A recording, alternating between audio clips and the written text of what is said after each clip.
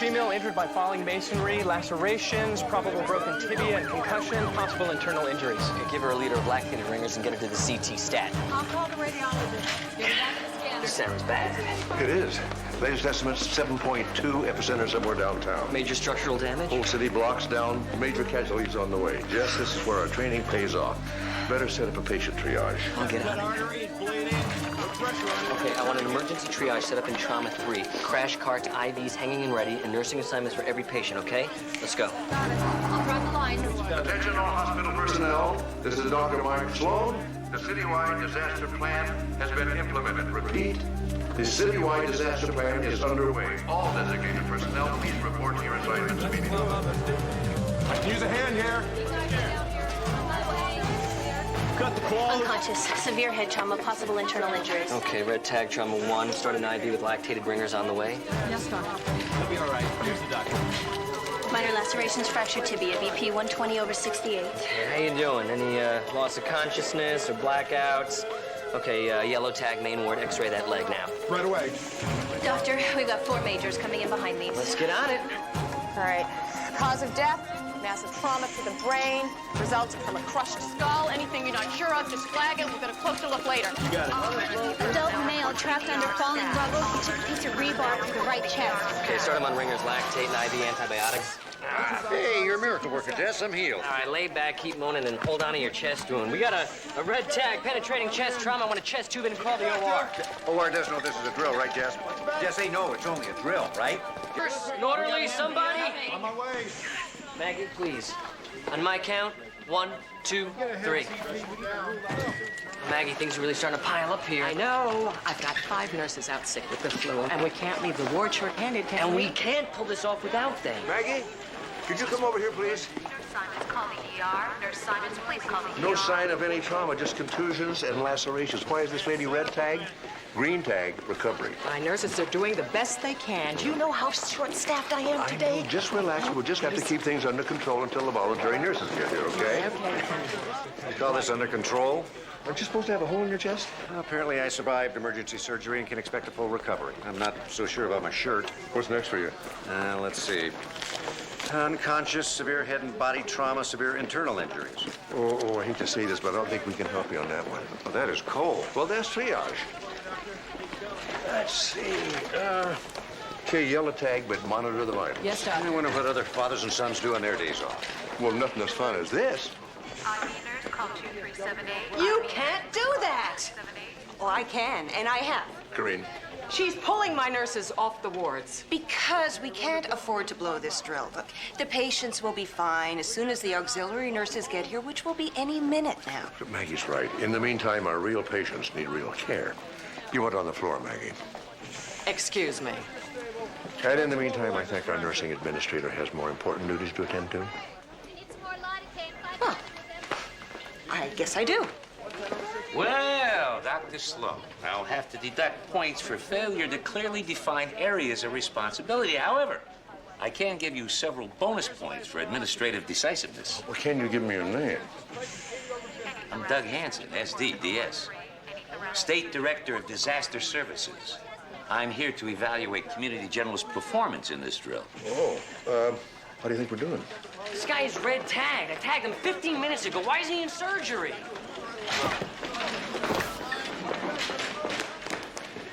You tell me, Doctor, how do you think we're doing? Well, I mean, we're coming up to speed. And doing it rapidly. Hello, Doug. Good to see you. Ms. Hatcher, glad to hear you're on top of things because, as we all know, if Community General fails to acquit itself well in this drill, We can kiss our emergency preparedness fund goodbye. state, federal, and city. Doug, won't that decision actually be up to the next director?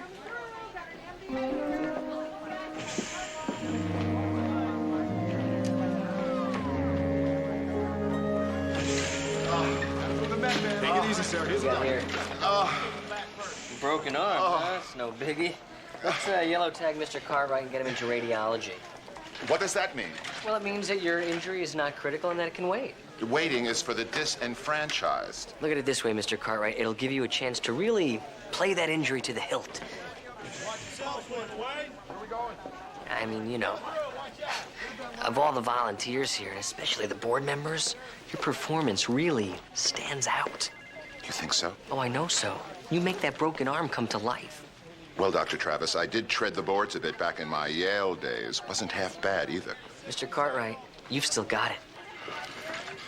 Come on, Evans. You too, Sanders. We all have to do our part. Now moan and groan and emote. Oh. Oh. Oh. Oh. Oh. Dr. Sloan, you have pressure raised here. Okay, green tag and get him to X-ray. Dr. Sloan? Yes. We have a problem. It's Art Amador. Did he draw another picture of Corinne and put it on the door? With the drill and so many nurses out sick, somebody messed up and scheduled his fluorescein exam for this morning. Oh, boy. Go away! Get out! Leave! It's all right. All right. All right. Didn't I say mornings were my best time to work? The very best, yes? The only time the light's good. I said that, didn't I, right? Yes, you did, Art, but right now it's time. Yes, time. Time to work. No time for anything else. No time for tests. Time to work. I'm running out of time, right? Art, if you don't let us do this little fluorescein procedure... Procedure. Course. Plan of action. Yes, I have a plan. I plan to work. And I work to plan. Dying anyway, doctor. Expiring. Extinguishing. My light is going out. Why worry now about going blind, right? Maybe you don't have to. But this man is an artist, Dr. Sloan. You can't ask him to abandon this light. It's the only time of day when you get this subtle depth and shading. We can do the test right here, can't we? Yeah, of course we can. All we need is an eyedropper and a woods lamp. Now, why didn't I think of that? Because you're not an artist. She your friend?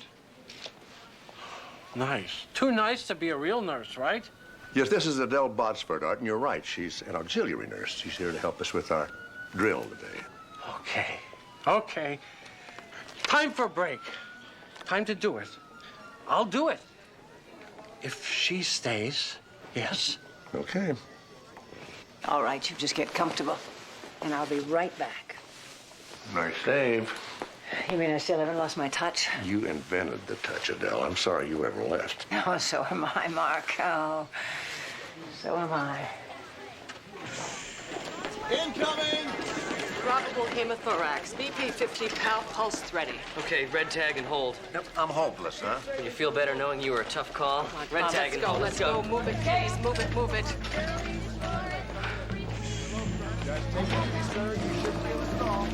Hold it. We're not expecting any new majors during this phase of the drill. Corinne Hatcher okayed it. Told dispatch we could handle it. Well, we can't. I told her we can't. She's just trying to make me look bad. Maggie! We need help! Bad enough the chemo zapped my hair, zapped my beard. Not to mention my good looks, yes? Yes.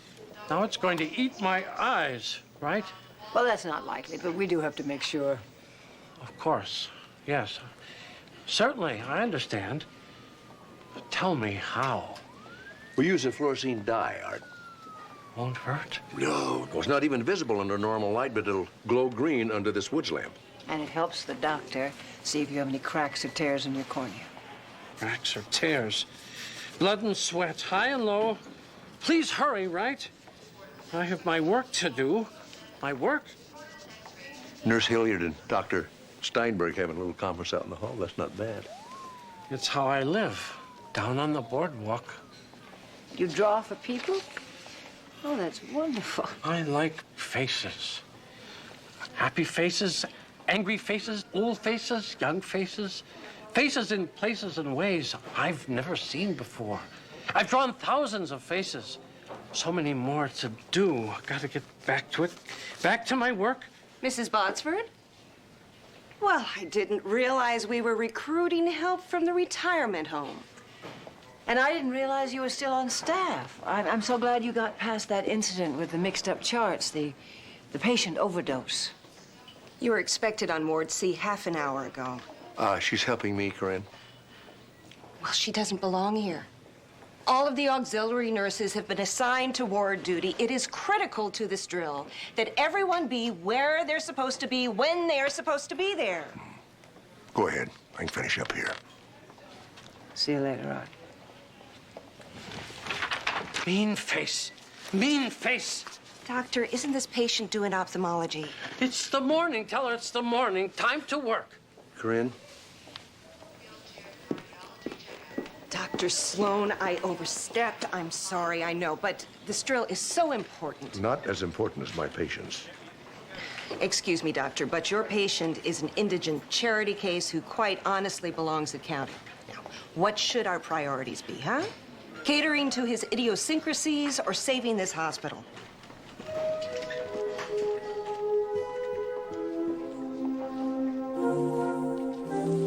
Would you mind putting this up on my door?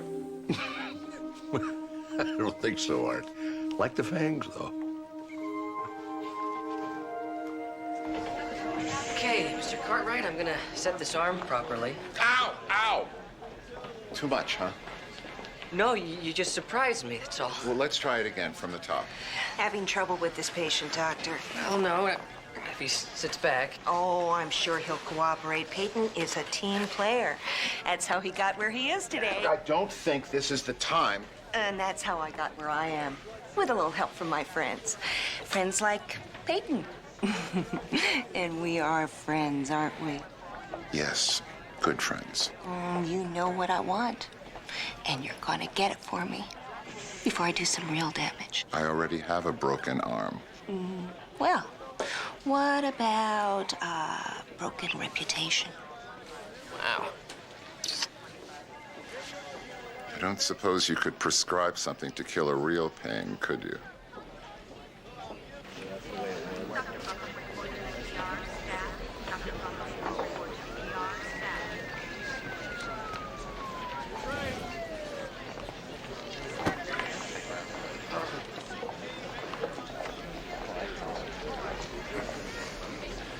You all right?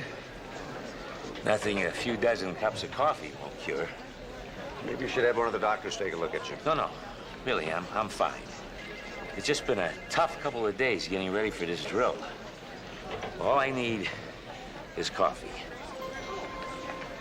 And an IV.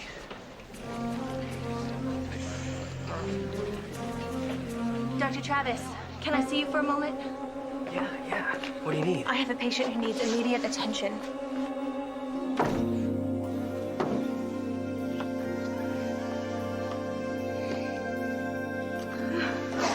I wanted to do that all day. What a coincidence. I wanted you to do that to me all day. We never seem to get enough time together. I know. But that is all gonna end this weekend. There's nothing that's gonna get between us except room service. Yeah, but Carmel is a good 6 hours away, and that's if we don't stop. Oh, and we will. A lot.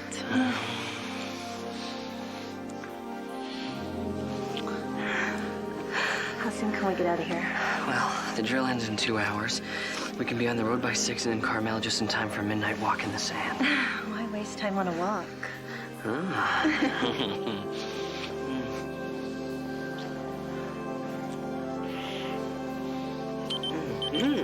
Oh, wow.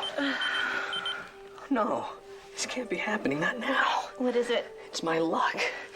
They need us back in the ER right now.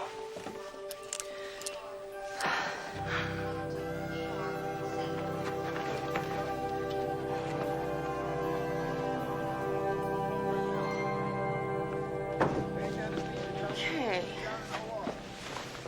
No mystery here. Major blunt force trauma to the chest. I want you to take the body down to the temporary morgue, okay? Thanks. Eddie, have you seen the chart on this deceased?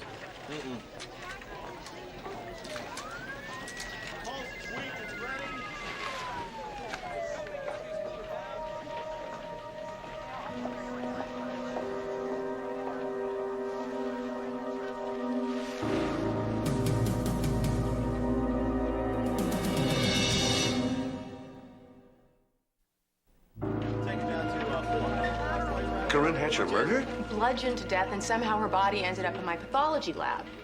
I was just getting used to being a patient. Well, who would do such a thing and why? Why, I don't know, but we may have an edge in finding out who. It took several blows to kill Corinne, and the murderer must be splattered with blood. Then again, we're all splattered with blood, aren't we? Fake blood, anyway. All of us. Doctors, nurses, orderlies, drill patients. Guys, we got 2 ambulances pulling up and 3 more on the way. Jesse, you don't understand. No, this the is... drill's gonna have to take backseat. This isn't a drill anymore. There's been a real disaster. An MTA tunnel collapse downtown all the way to Wilshire Station. We got a dozen hot ones on the way, and this is just the first wave. Does your neck hurt? Head? The pain? Oh, can you hear me? She's going into shock. Cover her up. Let's run the ringers wide open. I'm going to cross and type 4 units. No sensations, radial, median, or ulnar. No pulses. We gave him 500 of ringers as a bolus. Crit's already down to 32.5. Type and cross has been sent. X-rays waiting. Get him to OR. Our surgeons are the best, son. They'll save that hand. Okay, let's get him to OR2. You still keeping score? Code blue! No offense, Mr. Hanson, but right now, your drill is the last thing on my mind. Get him over here. Get him to triage. Yeah, we got it. Let's get a crash cart over here. Hurry it up. I got the Want a car. gram of epinephrine, 100 of lidocaine. Graham, F800 Lido. Careful, careful. There's a course B-fib. I can shock that. Charged. Clear. Trauma 3 coming in. Massive blood loss. What have you got?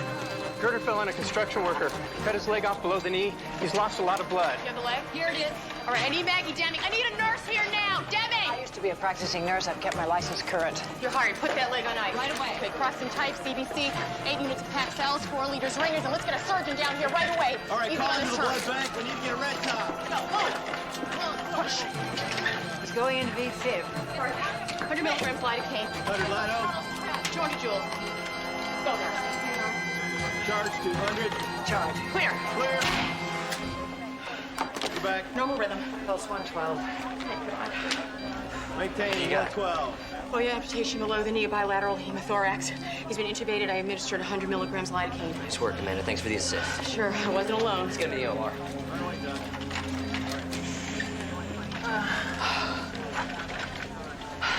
Amanda Bentley. Adele Botsford.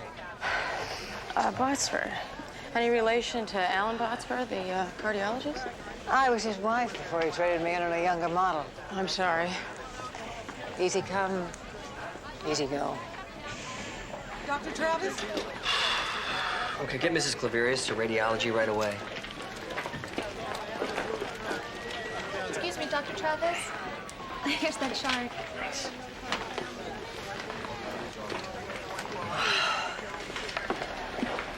Think we can still get out of here tonight? How many disasters can we have in one day? I can't wait to get to Carmel. I can't wait to get to the car. 6 hours alone with you. No patients, no pagers, just you and me. And lots of rest stops.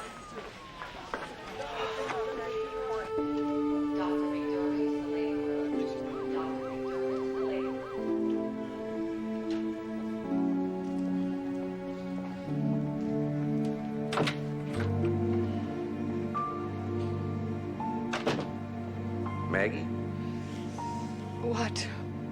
people were getting worried, wondering where you were. It's a funny place for the head nurse, especially just now. It would be even funnier if I was going to stay on as head nurse. I'm sitting here seriously considering leaving. Well, that's funny, too. Because my father always had you pegged as one of the best. I am. And I have been since I graduated nursing school. And then? And then, Corinne Hatcher. She isn't even a nurse. I'm a nurse. She's just a bitch. She just walks over people to get what she wants. Like the nursing administrator's job? You hang around a hospital, you hear things. That job should have been mine.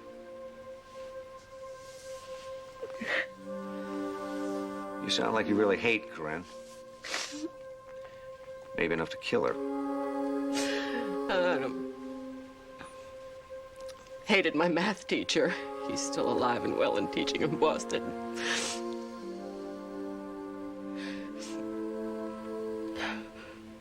I'm missing something. Somebody murdered Corinne Hatcher. Bashed her head in.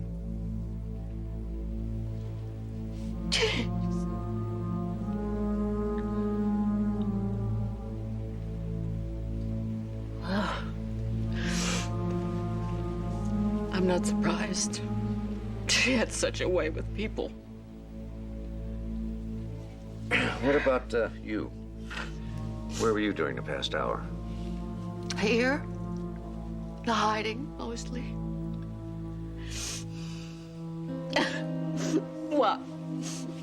You want me to call my lawyer? Are you going to arrest me? Not for hiding. Look, we can talk more about this later. Right now, they're gonna need every nurse they can get down at triage. You know, this is not a drill anymore, Maggie. What? It's real. I know that matters to you.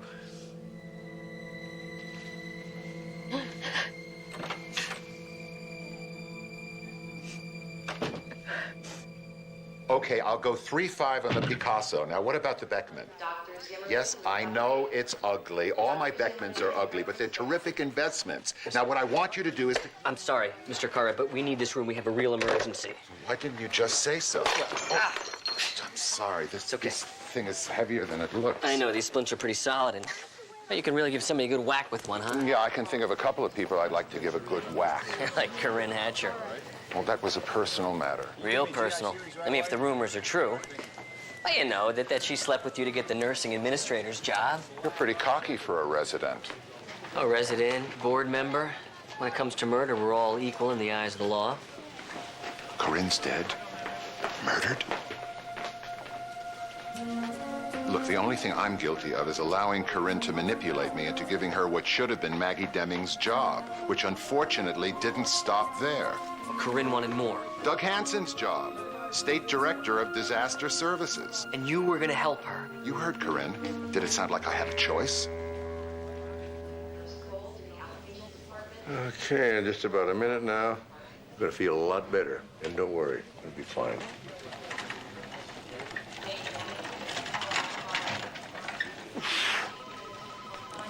Any more? That's it. That's it? Well, the last two were DOA. Sent them straight to pathology. Well, and that's it. Well, for now. I mean, there are still people buried in that tunnel. Which means it's gonna get very crazy around here again very soon. You know, I sent Adele Botsford to check a green tag. I mean, it was nothing serious. I'll go check on her. Thanks.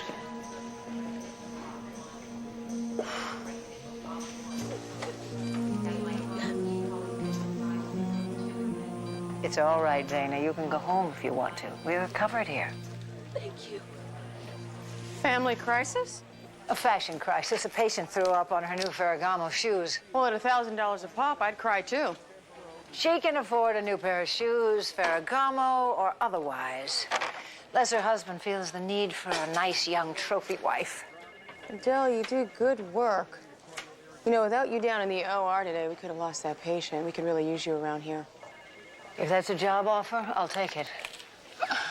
Prospects are not great for RNs. They're 15 years behind the times. Oh, couldn't be that bad. Come on.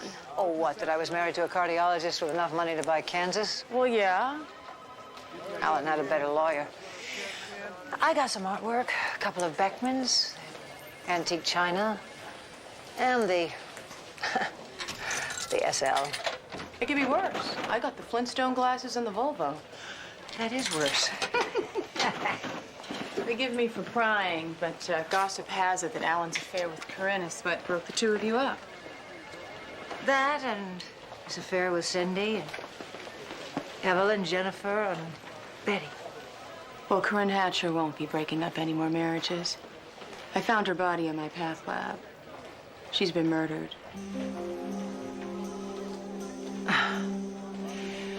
What if they also find Jennifer, Cindy, Evelyn, and Patty dead?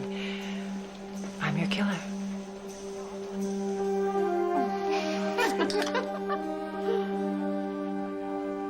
I think we can upgrade Mr. Reeves to a green tag. Give him 3 milligrams of morphine for the pain and take him to X-ray. We'll talk after I see the film. Any luck? Corinne Hatcher was last seen on the 4th floor, headed toward a meeting with Doug Hansen, who seems to have dropped out of sight. Well, you know, that's interesting because according to Peyton Cartwright, Hansen was Corinne's next target. At least his job was. Well, Hansen's got to be around here someplace, right? Well, he didn't get past security. What about Maggie Deming? I haven't seen her since the drill. She's okay, but don't count on her showing up anytime soon. She counts herself as one of Corinne's victims, psychologically speaking. Apparently, Corinne had a lot of victims, psychologically speaking. Amen. Dr. Sloan, I am really sorry to bother you, but we're moving some of the less critical patients to make room for the red tags. And you need someone to help you with Art. Well, you are the only one that seems to be able to handle him. It's that bedside manner of yours, Dad. It's a blessing. Such a blessing.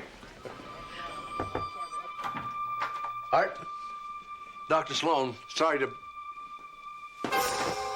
He's code blue. I'll get a crash cart. No need, nurse. He's gone.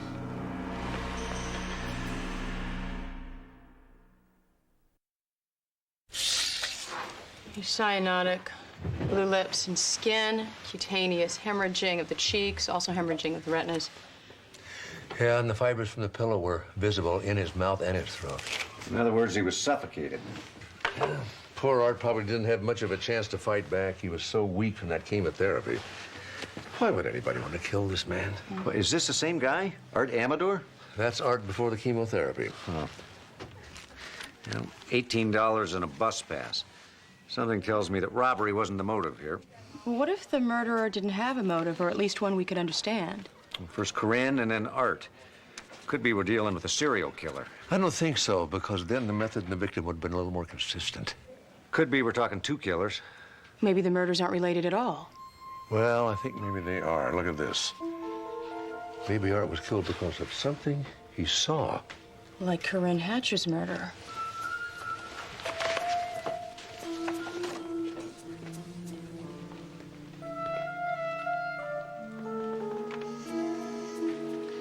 Got some blood stains over here. I have got a stainless steel pitcher with blood and hair on it. Which no doubt will turn out to be Corinne Hatcher's. I'll be in pathology. So, maybe Corinne was on her rounds, counted one of her victims, they got in an argument. She was murdered in here, and Art saw the whole thing from across the hall. Killer rushed over there, took care of Art, and then came back in here and moved Corinne's body to the path lab. So we wouldn't make a connection between the 2 deaths. You know, the terrible fact is, if I had just let Corinne send Art to county... Dad, you were just trying to help the man. You couldn't have known this was going to happen.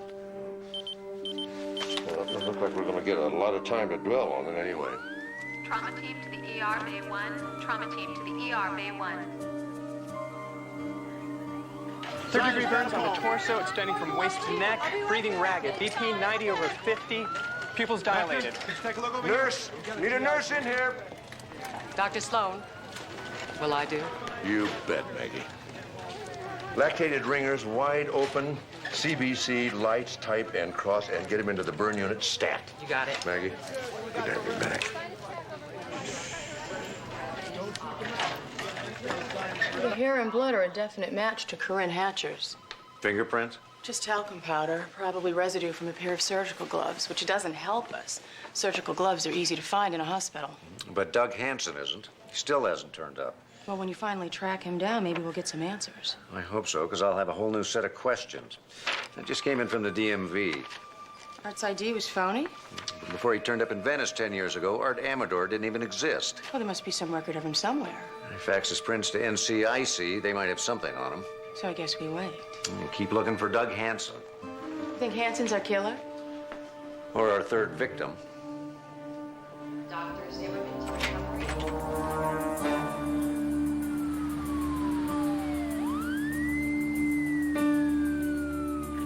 Watch it. Sergeant.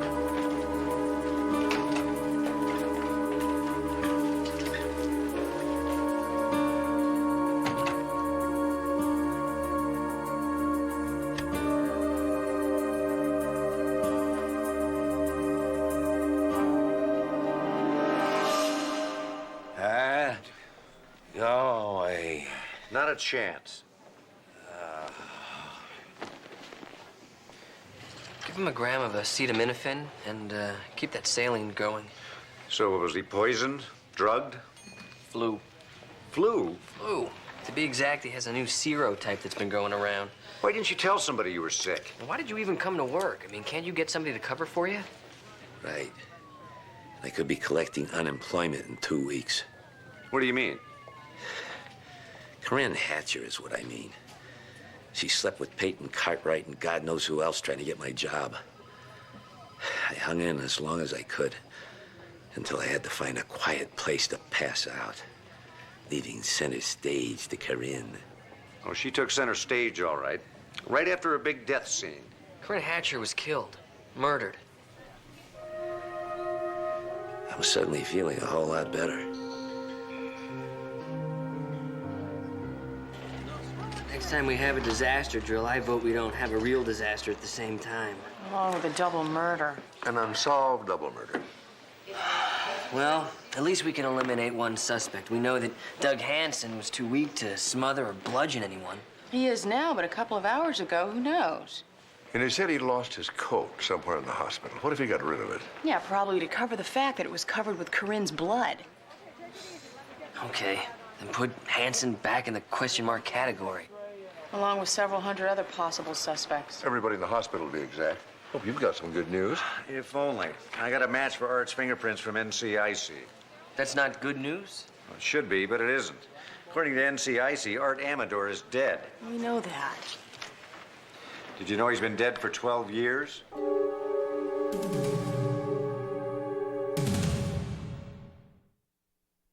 The man we knew as Arthur Amador was really Martin Spencer Beckman. Wait a minute, I think I've heard of him. He was an artist. A famous and eccentric artist. 12 years ago, he sailed out to sea and disappeared. Yeah, I read about that. All he left was a suicide note. And a handful of paintings, each one worth millions. I got a cousin, Chico. His wife has a gallery in Santa Monica. How many cousins do you have? First or second. Hey, do you think Art was really Beckman? I mean, why would a guy that successful want to live like a bum? Well, his lifestyle probably wasn't a choice. He was severely schizophrenic. Schizophrenic or not, he pulled off a pretty effective disappearance. As long as nobody recognized him. Look at this. This is the way Beckman looked when he was famous. Then when he disappeared, he grew long hair and a beard. Which he lost thanks to the chemo. And started looking like the old Beckman again. Someone recognized him? Someone who realized he'd been alive all these years drawing portraits of tourists down on the Venice boardwalk. Wow. By now, those Beckmans must be as common as stop signs. Well, if that ever got out, the value of his old paintings would go down and fast. Sounds like a motive for murder. Especially to a wealthy art collector. That's right. We've had it backwards all along. Corinne was not the intended victim. She witnessed Art's murder. It's possible. The time of death is a wash. Either victim could have been killed first. Question is, who would know enough about expensive artwork to recognize Martin Spencer Beckman? Much less want to kill him. Well, there is one person. Impossible. Beckman drowned 12 years ago. The story's as famous as Van Gogh's ear. No, for the past 12 years, Beckman's been in Venice working on his craft. Alive and working? Yep. And according to Jesse's cousin's wife, both the artist and his work will have to be completely reappraised. Oh, God, this is a disaster. Really? Worse than October of '87 and '97 combined. I better call my broker and dump my Beckmans before the bottom drops out. What happens when the buyers find out that their painting is worth a lot less than they paid you for them? Oh, they'll regain their value eventually. Eventually could take years. Which is a very good reason to sell now and buy later. It's even a better reason to commit murder. I'll call my lawyer after I'm done with my broker. Do you have a quarter, please? It's 35 cents. Thank you. Cartwright's lawyer was very specific. Charge my client or leave him alone. We don't have enough evidence to charge him. Cartwright and his lawyer must be happy about that. Mark? Yeah. Mark, we're going to be in big trouble if they keep sending us new majors. Our blood supply is down to 0. Okay, call Sacramento and ask him for pack sales via Medevac. We don't have time to wait for Medevac. We'll start losing patients before they get here. Okay, put out a call for more volunteer donors. I already did. They're on their way. Good girl. Solving a murder is hard enough under normal circumstances. In the middle of all this chaos, Well, we have isolated a few suspects. We have. Oh, out of the hundreds of possibles we have today, Maggie Deming and Doug Hansen stand out. Along with Peyton Cartwright. Well, the problem is Maggie and Hanson both may have wanted Corinne dead, but neither of them had any connection to Art. Well, not that we found yet, but I've got people checking on both their backgrounds. Well, I just hope to find something before we run out of time. Which way did the blood drive? My guess would be the triage. Well, I hope I don't scare the med-techs. I'm already a bloody mess. That's it. That's what? Blood, stains, dirt. That's the clue we need.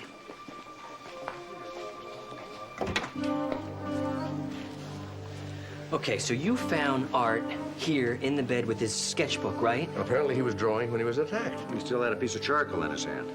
Exactly, but a little piece of charcoal. And maybe it didn't start out that way. Now, maybe Art fought back. With this. Okay, the killer comes in, stands on this side of the bed, and smothers Art. I see what you're getting at. As weak as Art was, he would have tried to fight off his attacker. Right, but that's when he broke the charcoal and marked his killer. See? I mean, all we have to do is match the charcoal to the black streak. You mean on the lab jacket like this one? Look here. That's coffee from this morning. This is a grease stain I think I got from a gurney. And this, I think, is charcoal I actually got when I gave Artie's eye exam. And every jacket and uniform in this hospital probably has smudges and stains just like those. All right, so I guess my great idea wasn't that great. No, Jesse, you're onto something, all right. Art marked his killer, but not the way you think he did.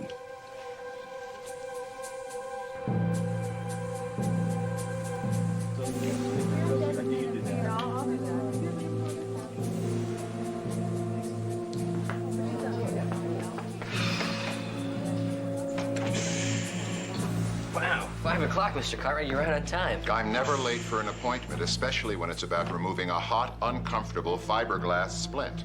Well, you know, unfortunately, you're gonna have to keep that on for just a little bit longer. Our impromptu blood drive here is kind of run over schedule. Look out there.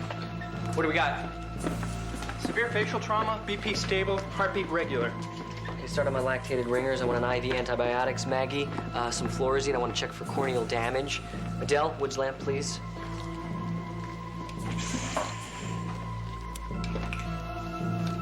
Mr. Cartwright, would you please turn off the lights?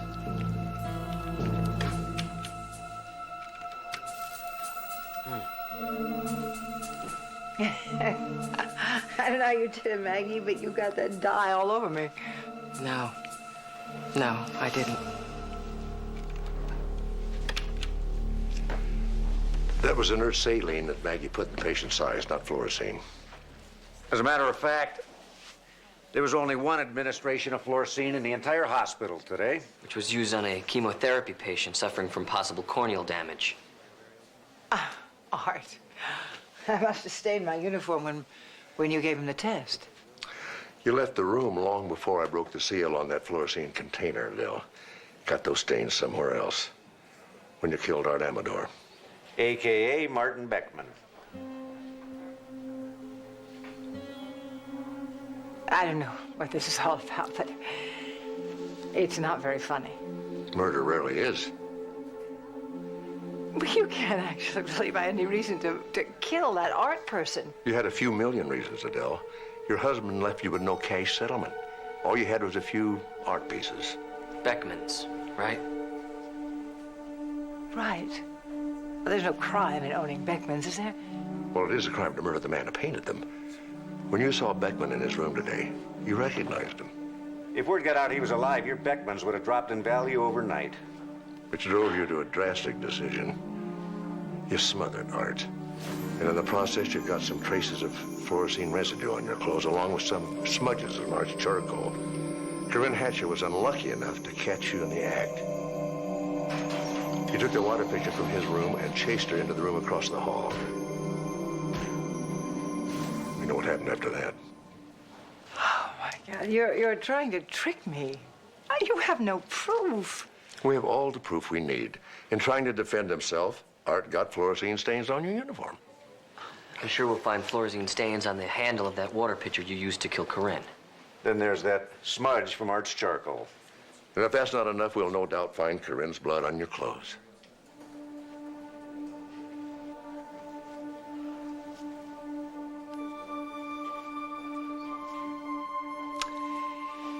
Alan and I went to all of Beckman's openings. When he disappeared, I actually cried. I worshipped the man, his talent. And when I saw him this morning... What you saw was what you're going to lose. I didn't want to kill anyone. But I was dying anyway, and you have to understand how I felt after Alan betrayed me. And Corinne, my good friend, he left me with nothing. I didn't have a choice. You had a choice. You chose very badly.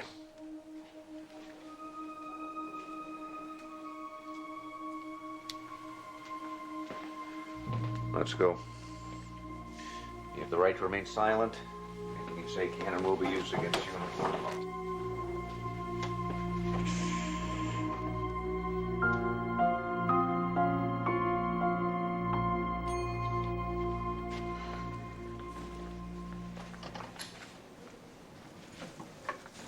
Hey, didn't take you long to get changed. Well, I'm not staying here a minute longer than necessary.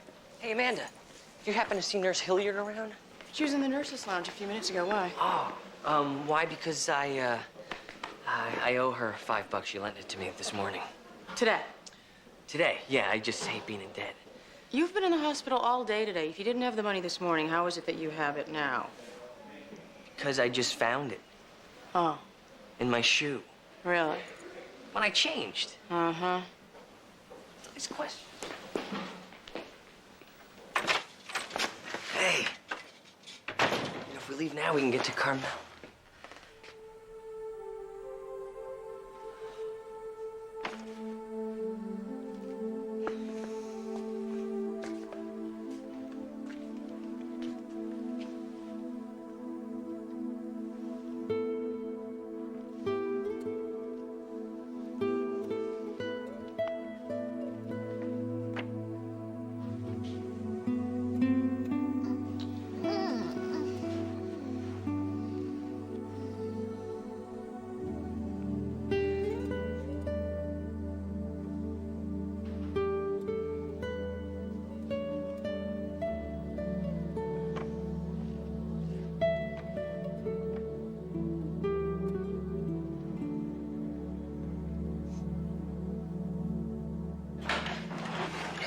So Adele gave a complete statement? She confessed to everything. As soon as she saw Art, or, Beckman, something just snapped. Yeah. Anybody want to join me in the cafeteria for a bite? I thought you were in a hurry to get out of here. I don't like to leave on an empty stomach. Bad news?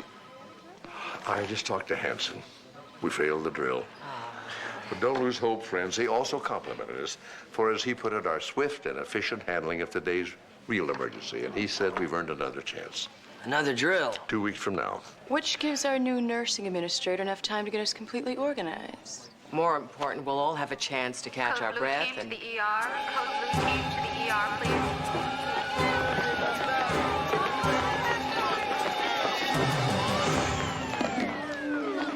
I love this show. Previously on Diagnosis Murder. Dr. Sloan, this is Chief Masters. I'm calling you to let you know your son Steve's been shot. How bad? I'm not sure if we've saved his life or just prolonged it for a few hours. Gotta find out who did this to you. I'll make it their nightmare. You're gonna lose your wealth, your power, your freedom. And it won't be Masters or my son who takes it away from you, Gonza. It'll be me. Well, now that Mr. Gonza's dead, looks like you'll be moving in. This is my city. I incinerate all the garbage. The surveillance team saw Dr. Sloan at Gonza's Beach Club yesterday. Why wasn't I informed about this? Dr. Sloan, you are under arrest for the murders of Gordon Gonza and Spring Dano. You're saying you were framed? Brilliantly. Dr. Mark Sloan, I hereby sentence you to death by lethal injection. Mark, welcome to hell, my old friend.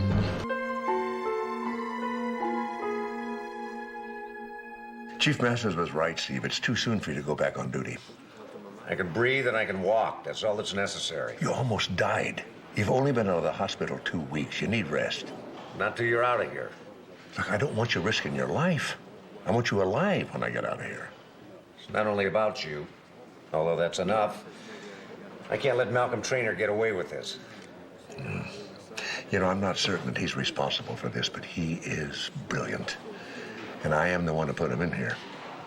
You'd have to be brilliant to engineer such an elaborate setup. And have somebody on the outside. His brother's as smart as he is. Yeah, he's also the accountant for the Gonza crime family. You know, somehow that mob war and my frame are connected, if I could just figure out how. Don't worry, Dad. I will find out who's behind this. Steve, be careful. And whoever shot you is still out there. Don't give him a second chance to get it right.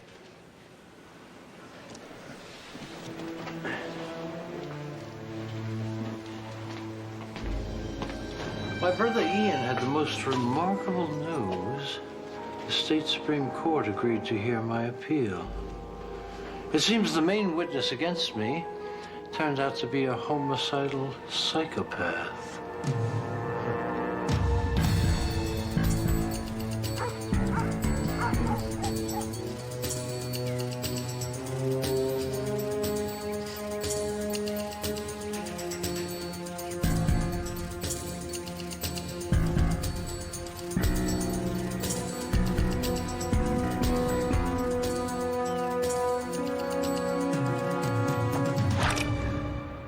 Well, good morning to you, too.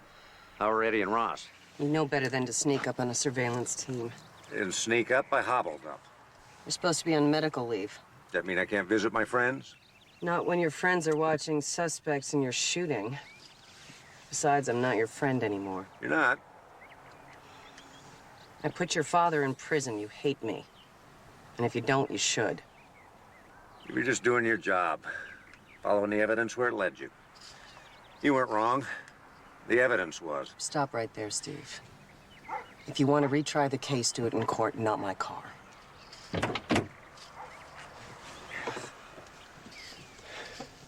How many murders has my father solved? You really think he'd kill Gonza with a binary poison and then leave a signed receipt for the stuff laying around? Your father thought you were going to die. He wanted revenge. Rage makes you stupid. Not that stupid. Would you leave a murder weapon behind with your prints all over it? He was caught at the scene. He didn't have a chance to lose the screwdriver. Immediately after the trial, Carmen Martinez, the major witness against him, disappeared. You don't find that strange? The case is closed. Guess who has a cell right across from my father? A murderer he caught. A murderer who killed his wife with a binary poison. Malcolm Trainer. Brother to the Gonza family accountant, Ian Trainer. You don't find that an amusing coincidence?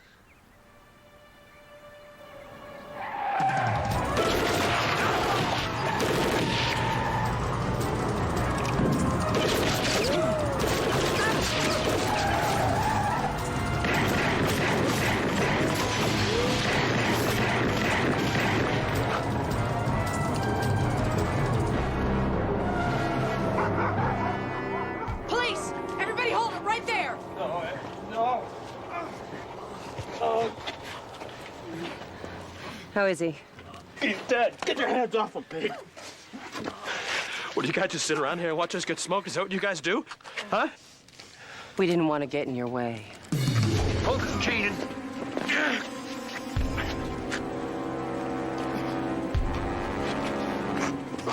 The last person to stand in the way between you and control of the Gonza family organization is dead. Isn't that exactly what you wanted?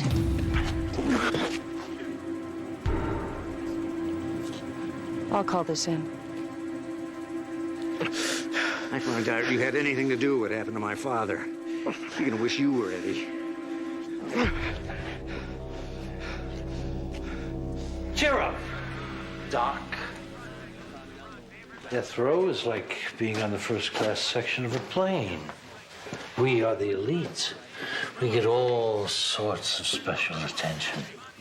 We have our own cell block, our own guards, our own cafeteria, even our own common room, huh? No overcrowding here. No reason to be with the riffraff.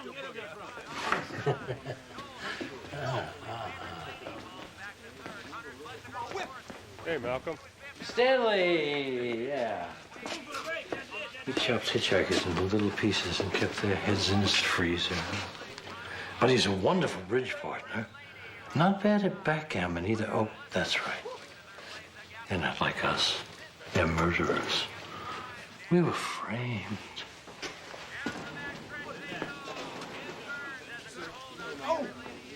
Go! Your wife loved you, Malcolm. You rewarded that trust and devotion by poisoning her. Technically, she poisoned herself. You put glyburide in her cereal, and later when she took her insulin shot, she went into diabetic coma. 2 drugs interacting to cause death. Binary poisoning. Or an unfortunate accident. Happens every day. Like the poor unfortunate dishwasher that mixes Ajax and ammonia and dies from the chlorine gas. But twist the facts just enough. Give it a fancy name like binary poison, and suddenly bad luck looks like premeditated murder. Your wife discovered that you and your brother were using her family's century-old accounting firm as a front for laundering money. That's why she died. Ah, if you weren't so obsessed with binary poisons, both of us might be chatting in a park somewhere under a brilliant blue sky, instead of standing here basking in the glow of fluorescent light. Is this it, Malcolm? Is this the moment that Gordon Gonza and Spring Dano died for, so that we can stand here and have this little chat? Among many others, I trust. Oh, that sounds like an awful lot of trouble to go through just for a few chats, don't you think? You must be relieved that Steve healed so well on his own. Especially since there's nothing you can do for him anymore. Well, I am here. You got me. You leave him alone. No, you never know who he might see today and who might be sitting on a bomb. I just hope he doesn't get too close. I mean, even if he survives, ooh, burns get infected so easily. What are you doing with my son? You tell me!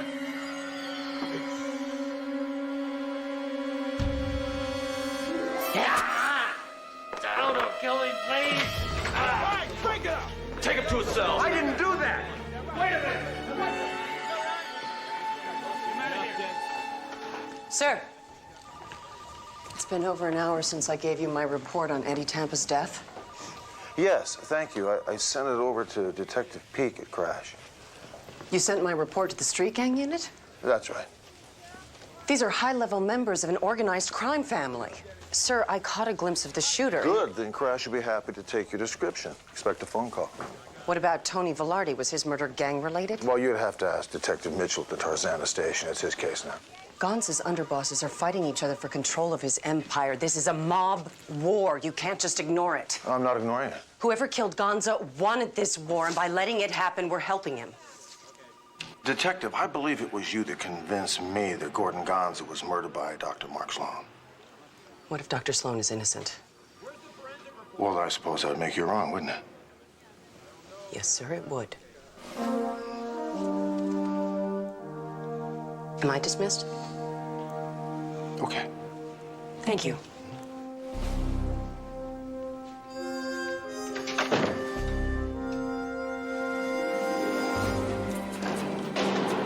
Guard! Guard, please. Guard, I need your help.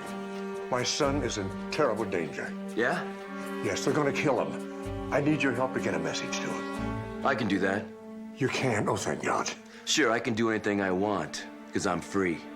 You, on the other hand, can't do anything but make up ridiculous stories to waste my time. No, wait.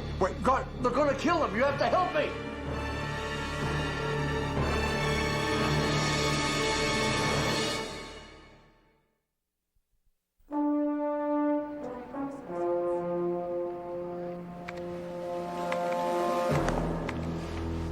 Look inside.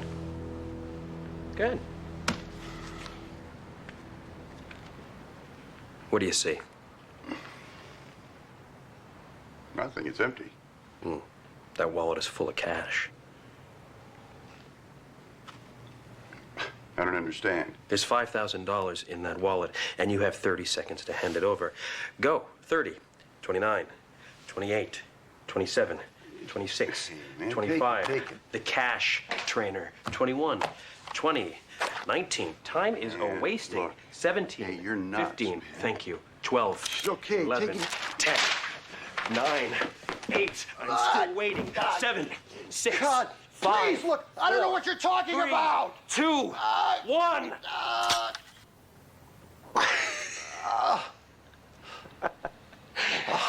Now, how did that make you feel?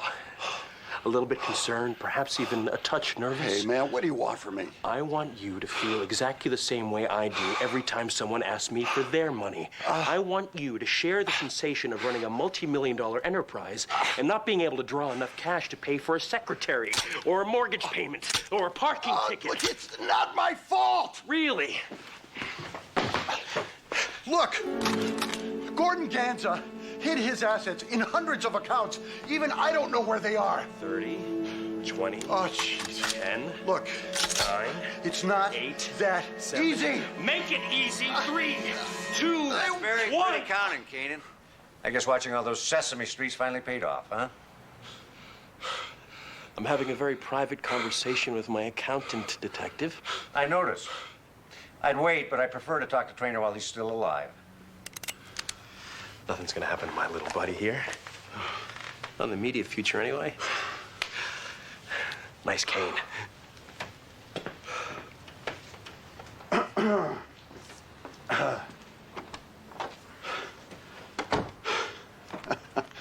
Look, I don't want to press charges. What a surprise. I thought you liked putting people in jail. What are you talking about? You tell me.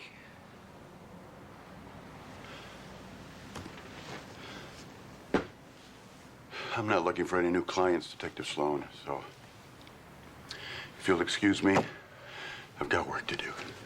I came here to threaten you, Trainer. Mess up your office. Maybe even mess up your face. But you know what? I'm not gonna bother. I'm just gonna leave you alone with your conscience.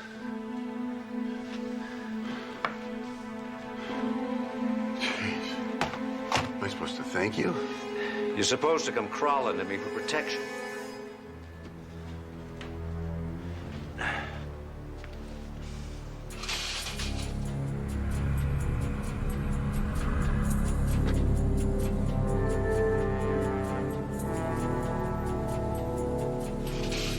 You might even get it, too.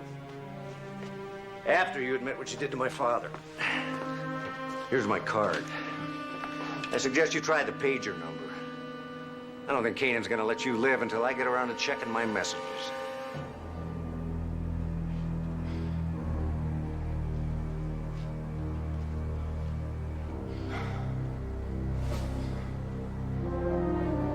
The same shooter that killed Eddie Tampa gunned down Steve. And that shooter is Ross Kanan's driver, Oz Tatum. Now that all of them are dead, Kanan's practically running Gonza's organization. Kanan had me shot so he could kill Gonza and pin it on somebody outside of the organization. My father. Kanan knew there'd be a struggle for power after Gonza died, and he positioned himself to take over. Detective, I was under the impression that you were on sick leave. I'll heal much faster once my father's out of prison, sir. Yes, I'm sure you will. But in the meantime, until you're back on active duty, leave the police work to the police force. And I have something here for you, Detective. Somebody is blackmailing 2 city council members to sway their votes. I'd like you to look into that for me, if you would, please. We have to move on Kanan now before he can consolidate his power and rebuild Gonza's organization. No. At least let me question his driver. You have your assignment. Thank you. Yes, sir.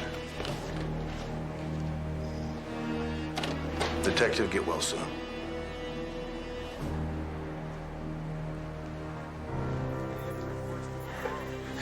You can't just drop the case. I didn't. The chief did. If we don't do something, Kanan is going to control organized crime in the West Coast, and my father's going to be executed. If I go against Kanan or his driver, I am violating a direct order from the chief of police. And you'll be letting my father die for a crime we both know he didn't commit. I'm still on medical leave. There's nothing stopping me from talking to Kanan's driver. Steve.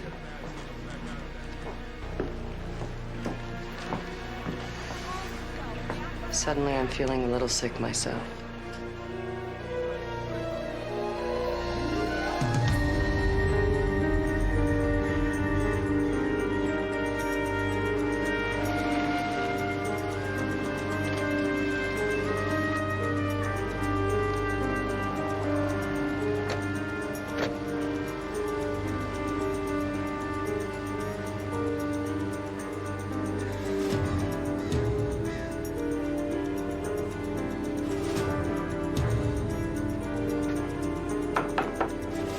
Open up, Tatum. This is the police.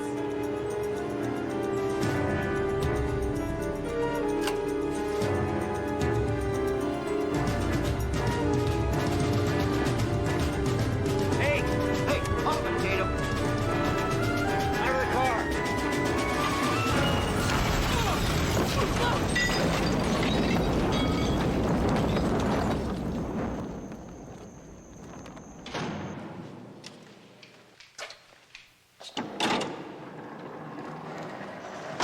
Come with me.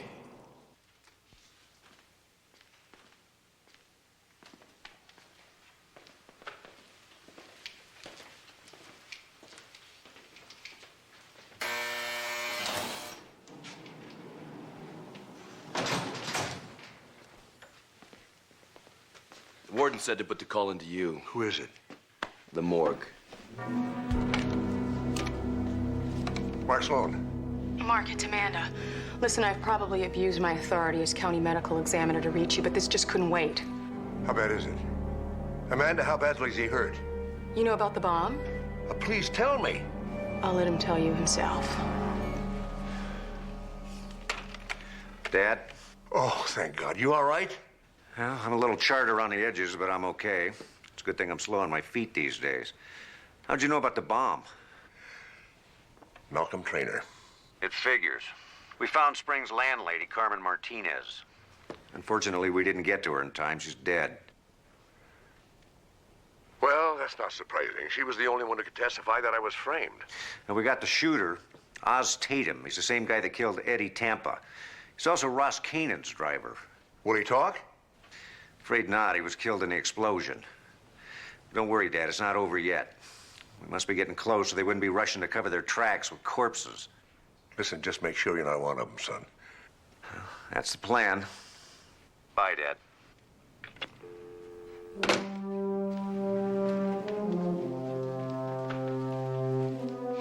What a tragedy that the landlady and the shooter are dead. How will you ever prove your innocence?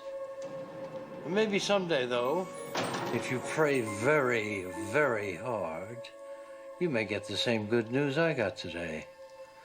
Oh, the State Supreme Court heard my appeal this afternoon. With luck, I could be back at my house by this time tomorrow. Nighty-night.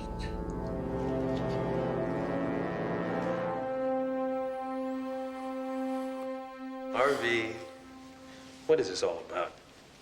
And why would you nail this to my front door?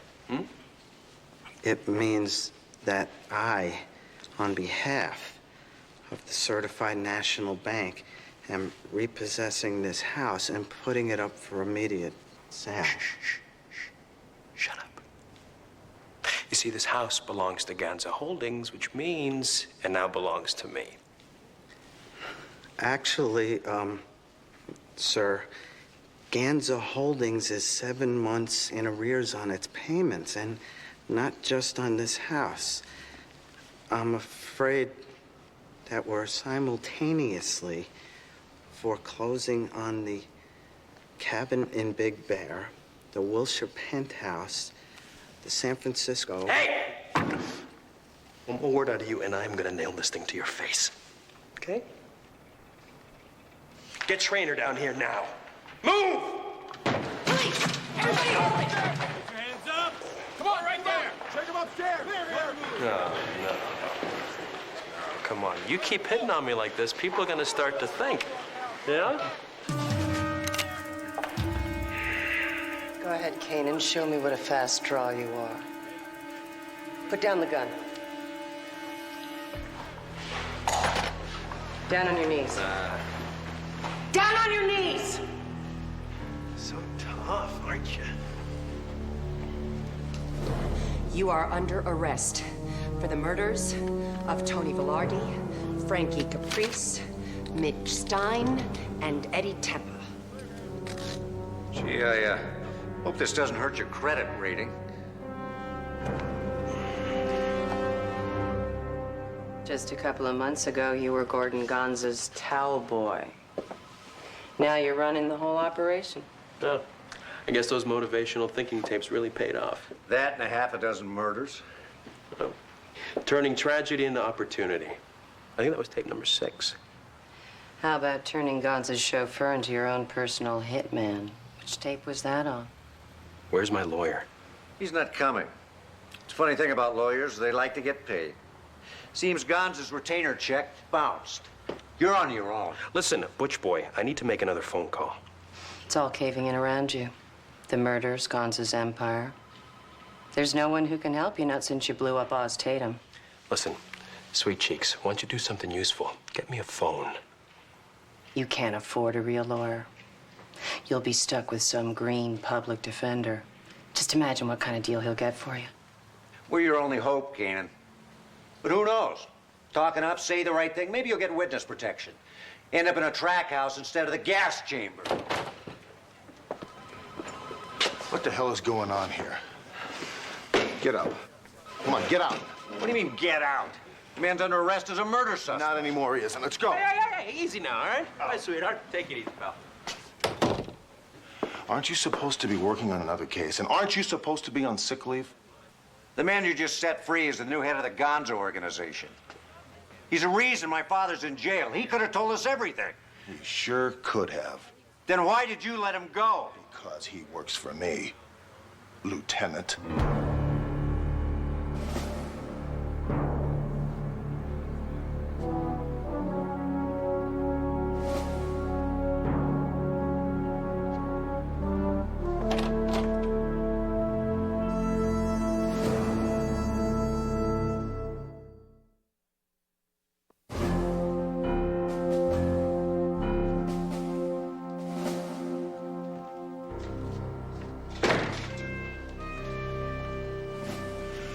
Ross Kanan is a police officer. The reason you held us back is so Kanan could take over. There you go. Exactly how much of this mob war was your idea, sir? Look, Steve. Ross Kanan had absolutely nothing to do with the murder of Gordon Gonza or any of the others. How do I know that? Because I'm telling you, that's how.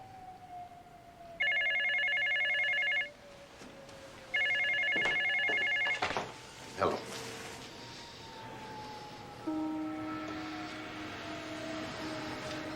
Thank you very much. The State Supreme Court just reversed Malcolm Trainor's conviction.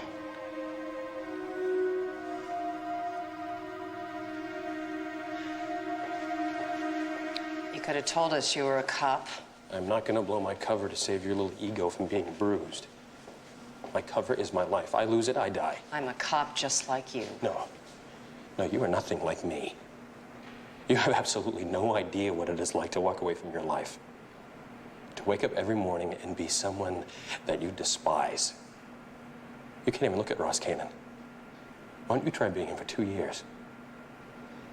It's all paying off for you better than you ever imagined it would. If it wasn't for this mob war, you'd still be a low-level thug.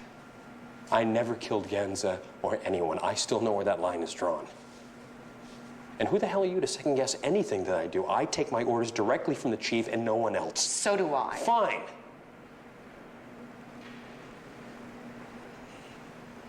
That's what worries me. If anything ever happened, it would always be his word against ours. Well, we'll never come to that. He'll always stand behind us. I've worked with him for 3 years. Don't count on it. 3 years. What the hell did you do wrong? Pulled me off a homicide to head his personal task force. It's pretty funny. In the same task force all these years, we never bumped into each other. Let me ask you something. Sure. Ever seen the chief grab a handful of chips and a cookie, cracker, anything? Let me ask you something. Sure. At Ganz's place the night he died. Yeah.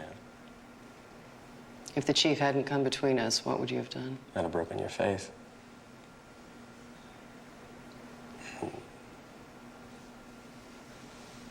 See you around, lady. Later.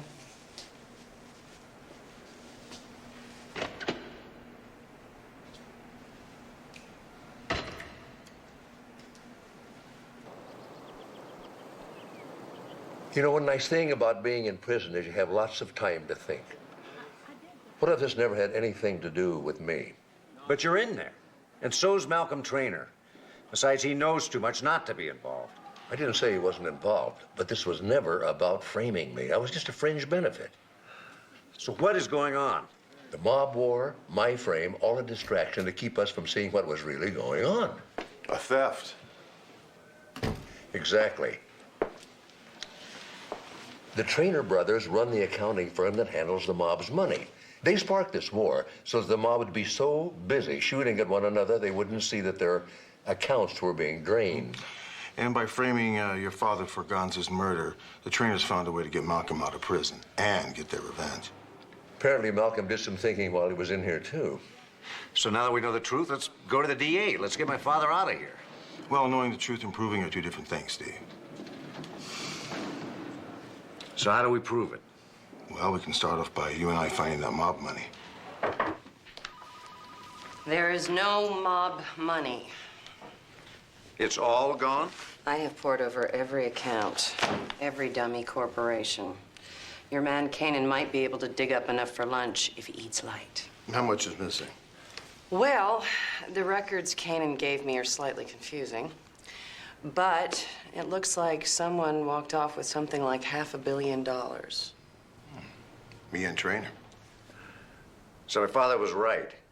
Killing Gonza was just a distraction, along with the mob war that it touched off. If there was a mob war, most of those people were shot by one person. Oz Tatum, Kanan's driver. But we know Kanan wasn't sending him out on hits, don't we?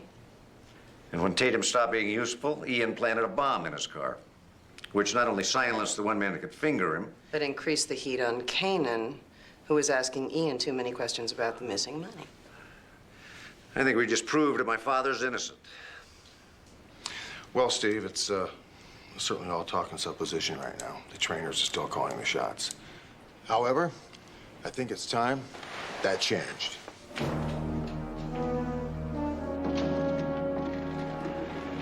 You want any of that stuff? All I want from this place is a memory. And this is it.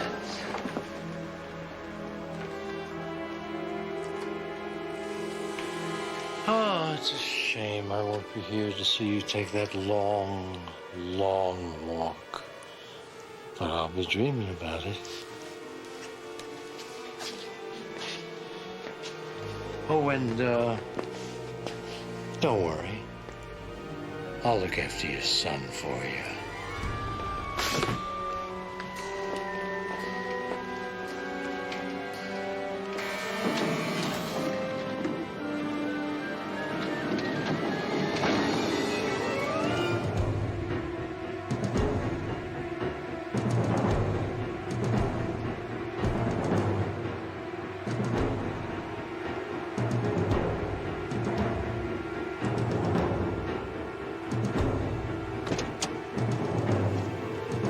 Hello, Malcolm.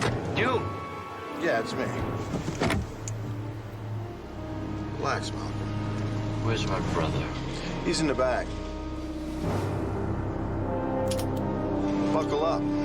It's a law now, you know.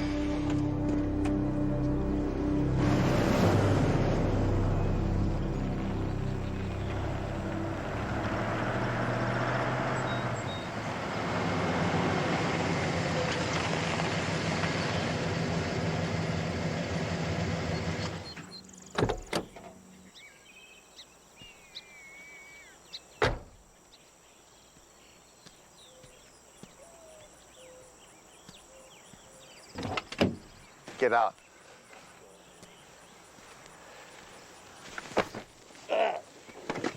Get out. You know, you and your brother killed a lot of people to get Gonza's money, you know that? I've been in prison for 7 years, and I've never killed anybody. You're making my department look bad, Malcolm. Well, maybe it's a bad department, huh? You know, I should have shot you 7 years ago when they read that verdict. As a matter of fact, I'm thinking about that right now. You can't do that. Why not? You do it. You know, there used to be a time when they would bring guys like you out here and shoot you right between the eyes and dump you in a hole. Something about that worked for me.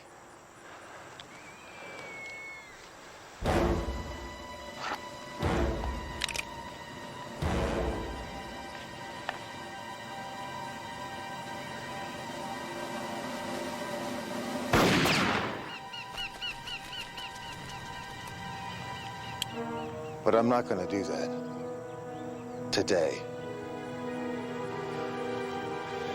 I'm going to tell you something, Malcolm. Somebody's going to pay for what you did to the Sloans. It's either going to be you or your brother over there. Take your pick. But you will pay. You can pick your car up at the police impound.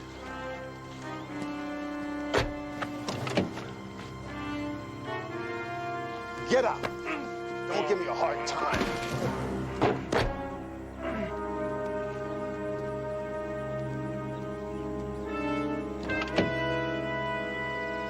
Bring cash. They don't take checks.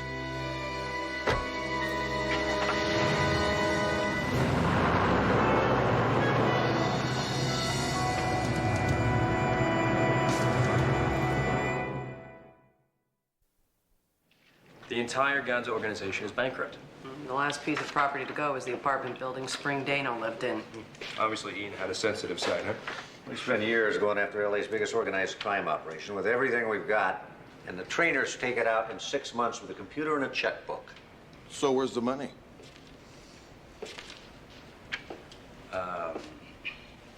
Ian's smart. He didn't leave a trail. Our best guess is that it's been wired into a numbered account in the Caymans. Where it sat for probably about 10 seconds before being scattered into 100 accounts across the world.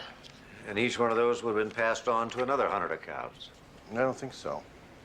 Look, Ian knows that any electronic transfer is going to be picked up sooner or later. So what's the alternative? Gold? That much gold leaving the country would have been noticed no matter how hard he tried to cover his tracks. I think it's cash. You know, if the federal government keeps track of any cash transaction over $10,000, how could Ian have liquidated all of Ganza's assets without bringing down the IRS on him? No. The chief is right. By the time the feds figured it out, the trainers would have bought themselves a country and been safe from extradition. That still doesn't get us any closer to where the money is. If it is in cash, it's still in town. The trainers wouldn't want to risk losing control of it. Well, it's got to be in one of the Ganza's holding properties then. I thought they'd all been repossessed. Or sold, and in this case, to another holding company owned by the trainers. We're gonna have to track down ownership of every one of these properties. We don't have time. We've got to find a way to narrow down the list. Well, where do we start? Gonza owned everything from a shipyard in Long Beach to a luxury hotel in Pasadena to a warehouse in Indio. Indio? Empire Storage off of Highway 87.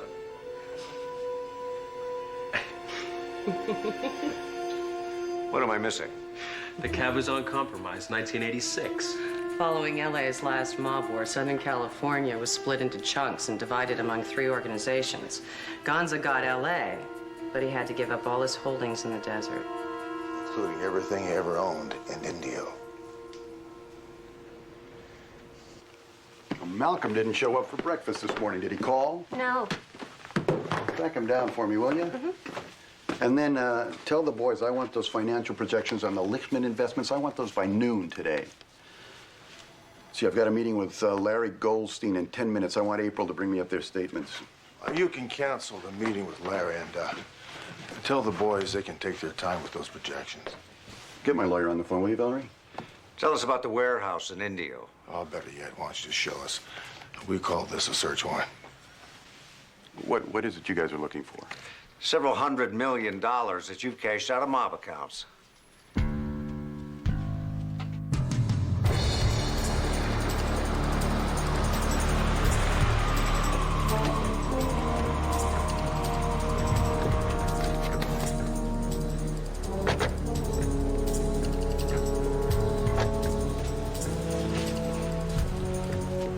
Okay, Ian, open it. Look, I insist that we wait for my open lawyer. it.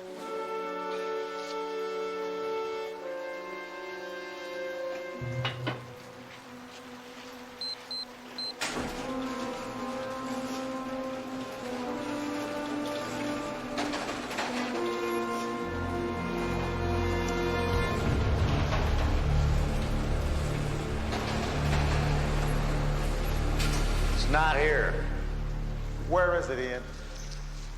Look, I don't know what you're talking about. It's on the property somewhere. It's gotta be. You got it buried somewhere, do you? State police are on their way here to inspect every inch of this property. And when they get here, they're gonna tear this place down if they have to. Well, look, you guys look and search all you want, but call me a cab because I need to go back to L.A.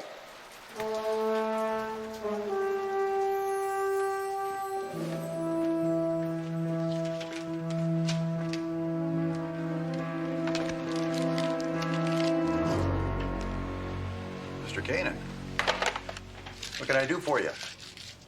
Give me my money. This is good. It's on its way. It is? Yeah. Oh, that's excellent. That's very good because my accounts are empty. Look, we have got to keep moving that money around.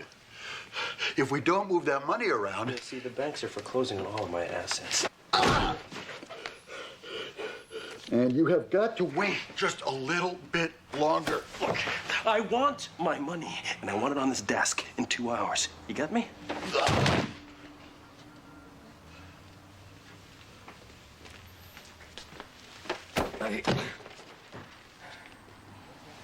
Here, Mr. Trainer. Thank you. I'm fine. I'm fine. It was just a little minor disagreement, and I need all of you guys to get back to work. I'm fine. Thank you.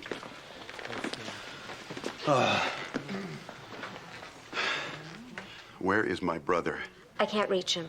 But, sir, while you were in your, conference, your pilot called. I figured it was better not to interrupt you. My pilot.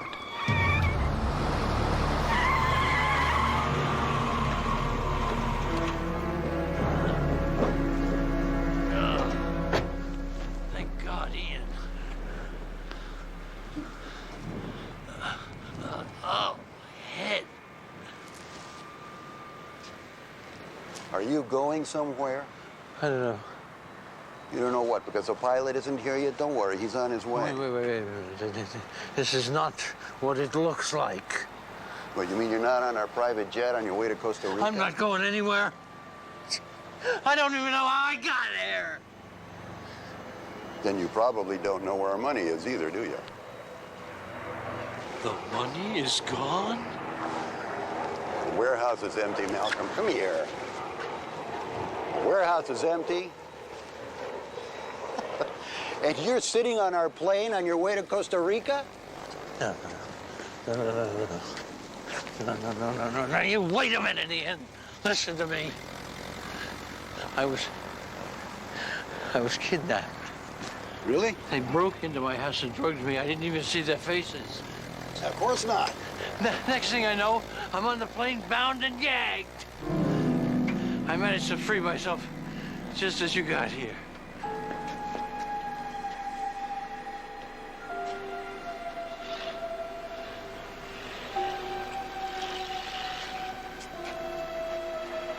Sure was nice of those guys to leave you a little traveling money, Don't pal. you see?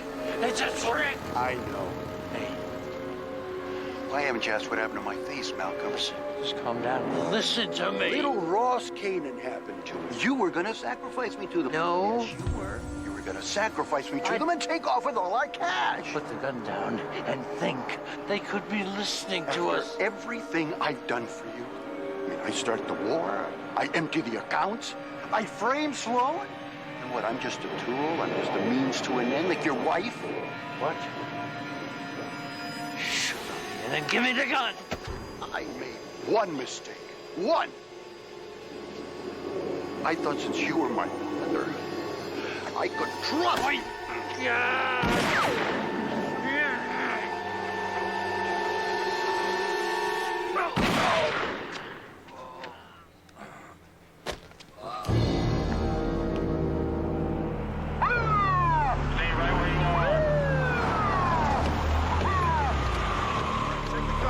You did this.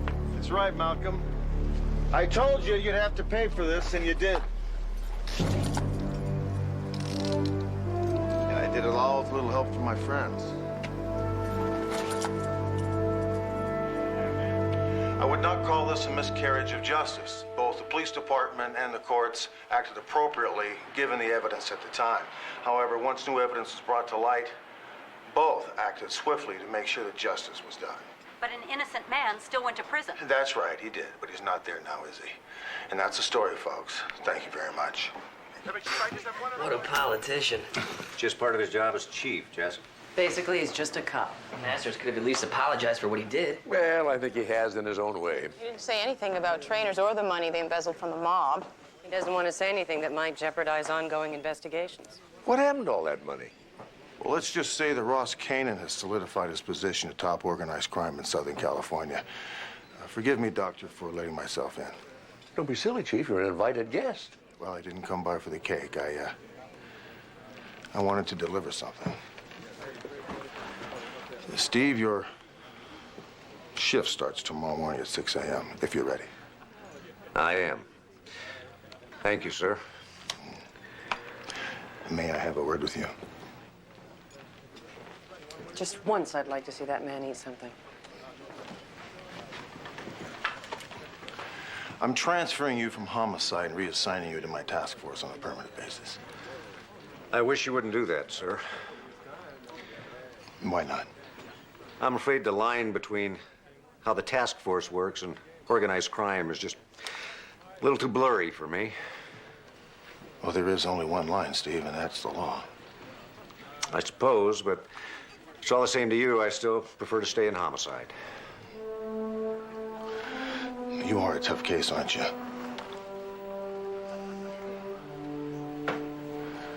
I'll see you tomorrow morning.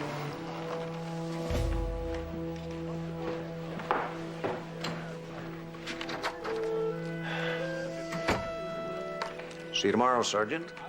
Goodbye, Lieutenant. Good news? Good enough. Very good. Then let's let the celebration begin, folks. Welcome home, Dad. Oh, thank you. You don't know. You know, there was one thing in that prison that really shocked me. The food there was better than we have at the hospital.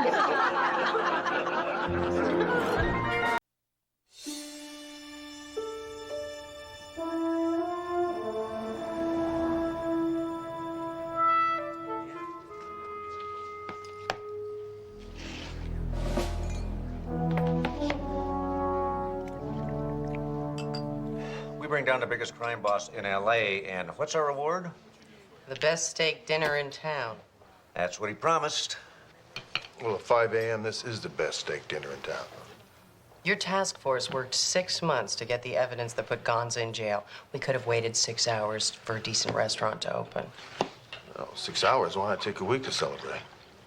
Works for me. Aren't you eating? No, I'm not. Does he ever eat? I heard rumor he had an M&M once. That's the problem with being at the top. People are always spreading ridiculous stories about you. Well, with that comment, I'm heading back to the station. You two stay here and enjoy your meal. We'll do our best. You guys go home and get some rest. You deserve it. You're right. I'll see you back at the station at 9 o'clock. Gonza's hearing isn't until tomorrow. There's nothing for us to do until Steve testifies. So, you think Gonza's the only criminal in Los Angeles? He's the reason that you created the special squad. Yeah, who told you that? I need some help cleaning up on table 2.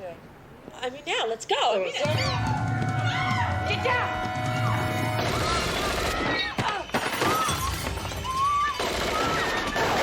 Cover me! I can't get a clear shot! I'll go for him. I'll keep him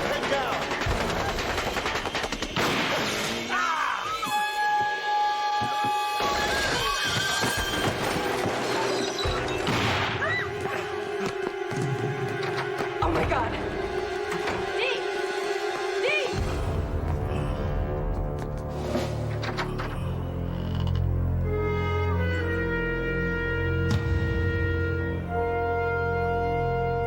Call an ambulance! From Washington Boulevard to La Tijera. If you're headed to LAX this morning, you might want to take surface streets, perhaps Lincoln Boulevard. There's a non-injury accident that's got the number 1 lane blocked on the 10 westbound at Eastern Avenue. Traffic is backed up for 2 miles. Things are flowing nicely, though, on 101 in both directions, all the way through downtown. There is a jackknife big break on the freeway at Diamond Bar. Mark Sloan. Dr. Sloan. This is Chief Masters. I'm calling you to let you know your son Steve's been shot. How bad? He's taken 2 in the chest and 1 in the stomach. He should be at the hospital in about 5 minutes. What have you got? Police officers, Oh my God, Steve! Get him up on number 2.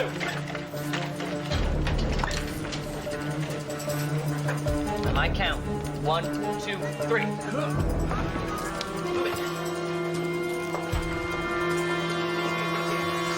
Pulse is 115, ready. BP 50 pal. Decreased breath sounds. Hypo-resonant on the right side. I want 6 units O negative in the chest tube now. Yes, sir. 300 joules. 300. Clear? Clear.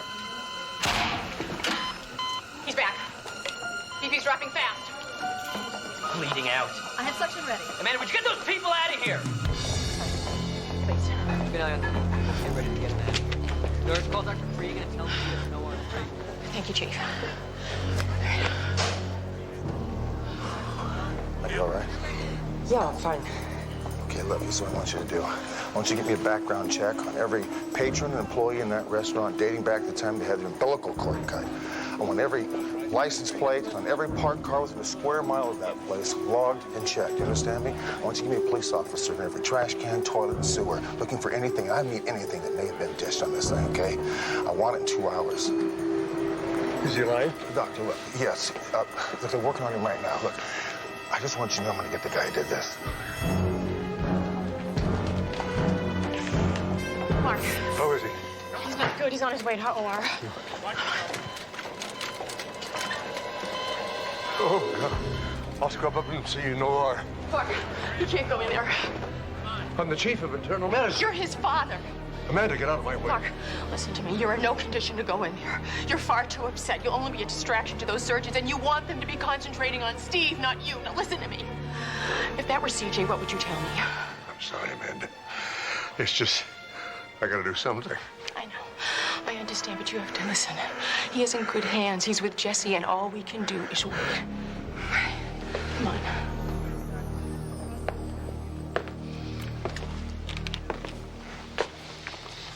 The busboy at the restaurant called in sick.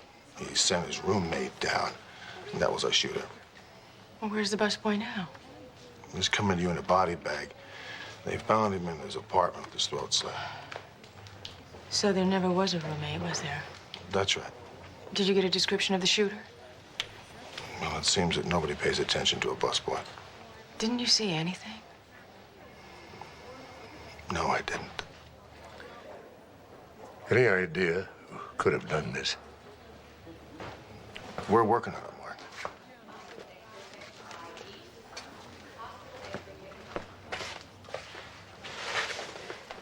Mark. He's in the ICU. He's on life support, but there was massive internal bleeding. I'm not sure if we've saved his life or just prolonged it for a few hours. Want to see him, Jesse? Yeah.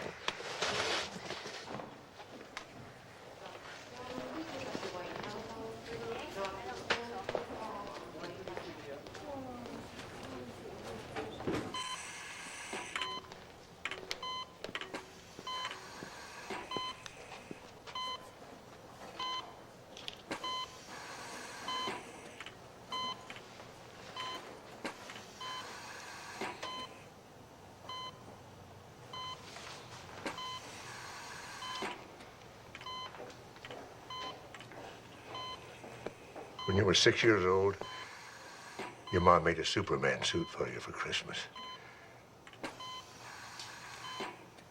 You wore it under your clothes for a week. You thought it made you indestructible. I haven't thought about that since police academy. When they pinned that badge on you. This has been my nightmare ever since.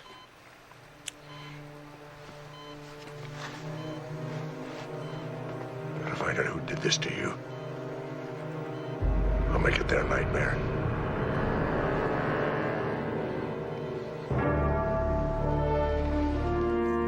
Chief Masters, can you tell me who controls the majority of the drug trade in the San Fernando Valley? Gordon Gonza. He's also involved in pornography, prostitution, drugs, and money laundering. You know this for a fact, Chief Masters. Yes, I do. We had a detective working undercover in his organization for 2 months. He witnessed everything. Will the officer be present in court to testify? As Your Honor has undoubtedly heard, Detective Sloan was seriously injured in a shootout, but the state is hopeful that he will... That you can drag out the process long enough so your witness will recover before this case goes to trial? Isn't that true? Yes, it is, Your Honor. Your Honor, Gordon Gonza is guilty. The state cannot send him to jail based on your opinion, no matter how strongly felt. This case is dismissed due to lack of evidence. All rise.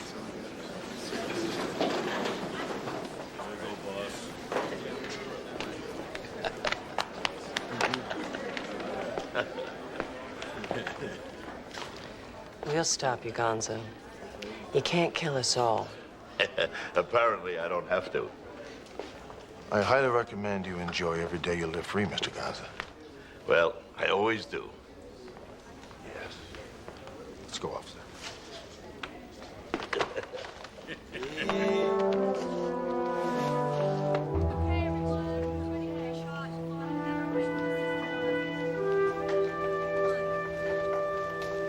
Excuse me. Mark, what are you doing? Oh, the hospital's giving free flu shots to the staff. I'm helping out till Steve wakes up. You, haven't been home yet, have you? Can't. When's the last time you got some sleep? I'm fine. Emery, can you, take care of this, please? Yes, Dr. Jones. I told you I'm fine, Jesse. Mark, you're exhausted. You need to go home. You need to get some sleep. I want to wait until Steve wakes up. Mark. Is he out of the anesthesia yet? Excuse me, doctor? No. Vital signs? Weak, but stable. You didn't come down here just to tell me that I need sleep. Mark, there is something else. What, Jesse?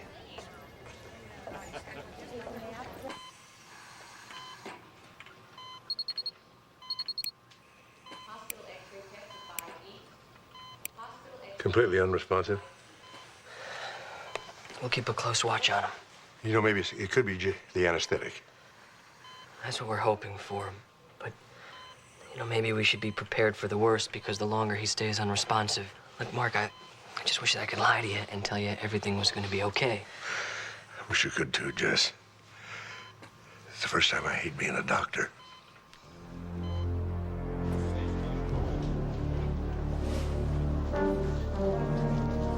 There will be 2 police officers on this door at all times. You're not to move until your watch is over with. That understood? Also, these 2 doctors here will be allowed access at all times. Err on the side of caution. Okay, you have your orders. But what's going on? Security. Does that mean you know who shot him? Dr. Sloan, what do you know about Steve's recent assignment? He was doing some undercover work. That's right. He was infiltrating Gordon Ganz's crime family for me. That's Steve's testimony Ganza walked, right? So if Steve dies, there's no case at all, is there? We'll make a case. No. No. If you had a case, there wouldn't be all that security down there on my son, would there? It's just precautionary, Doctor. You can't touch him, can you? He gunned down my son, and he's laughing at you. Let's see if he'll laugh at me. Let me handle this, Doctor. Please.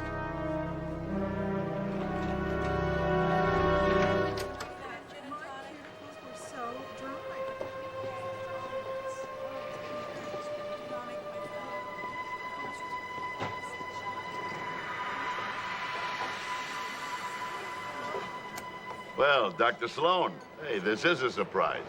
You know me? Well, it appears I've spent a lot of time with your son the past few months. You know, I can see the family resemblance. Say, do you read much, Dr. Sloan? I didn't come here to discuss literature. Ah, what a shame. Nobody wants to talk about books anymore. You know, I've been in a Larry McMurtry binge myself lately. I like his Western novels a lot better than his contemporary ones. Emma dies of cancer and Aurora raises her children. Now you ruined it for me. You gave away the ending. I'll give away another one.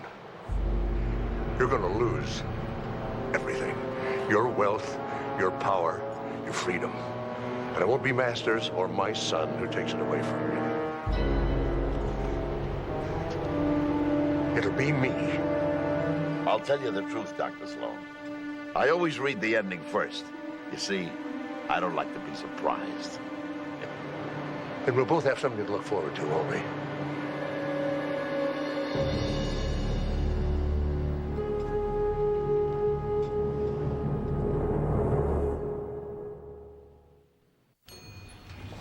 Oh, excuse me. How's Steve? No change. How are you doing? I'm fine. Mark, you haven't slept in 2 days. Have a cup of coffee. I'll be all right. No, you won't. I saw you bumping into people. You're putting open pens in your pocket. You need rest. So, I need a clean shirt anyway. I'll rest after Steve wakes up and starts breathing on his own.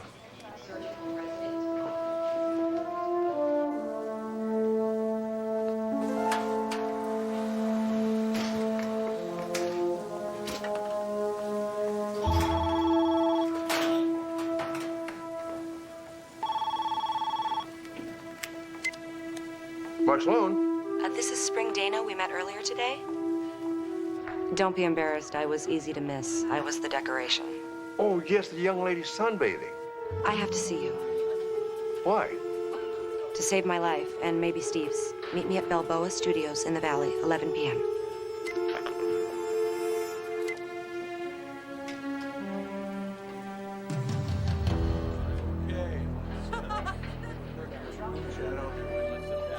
Roll camera and action.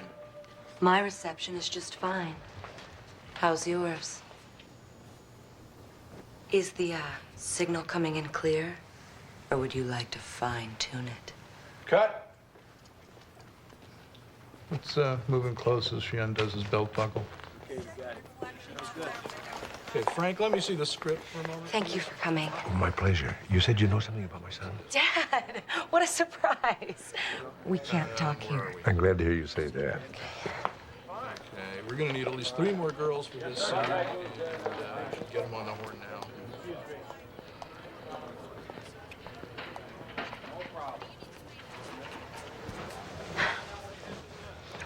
Steve promised me he'd protect me if I gave him information about Gordon, so I did.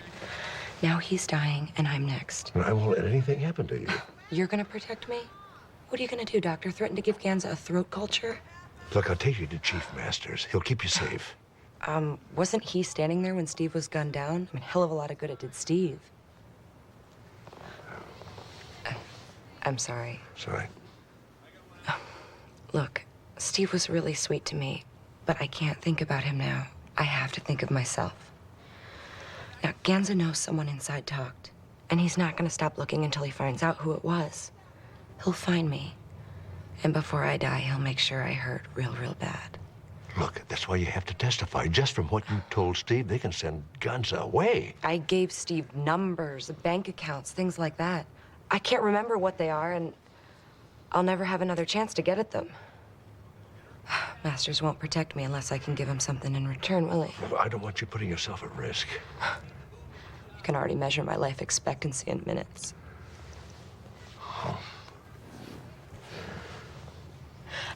If I could find proof that Ganza ordered the hit, and that would help us both, wouldn't it?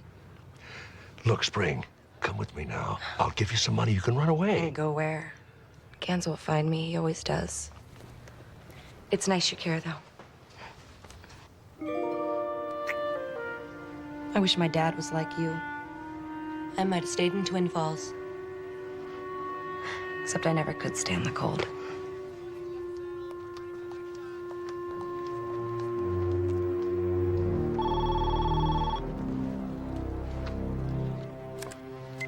Mark Sloan. I'm on my way.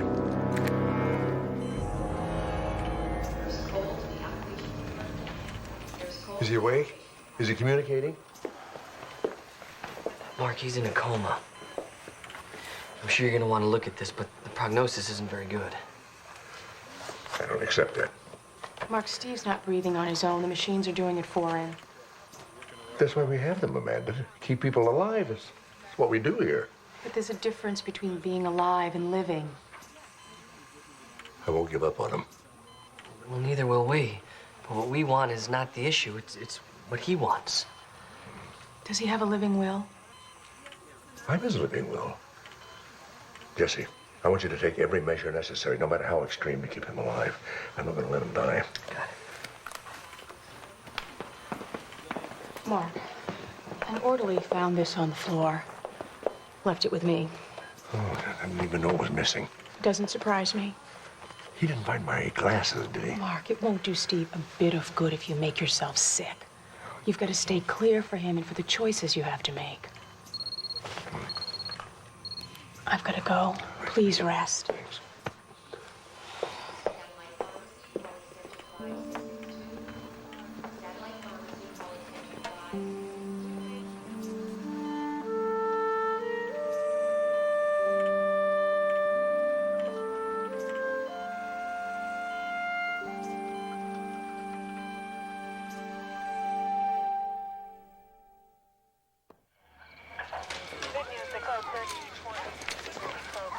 Gordon Gonza? Yeah. Cause of death? I won't be able to determine the cause of death until I perform an autopsy. Take a guess. Looked at himself in the mirror? There's no brains on the walls, no blood on the floor, no bruises around his neck, if that's what you mean. So you're saying he died of natural causes? I'm saying I won't know until I perform an autopsy. I see, thank you.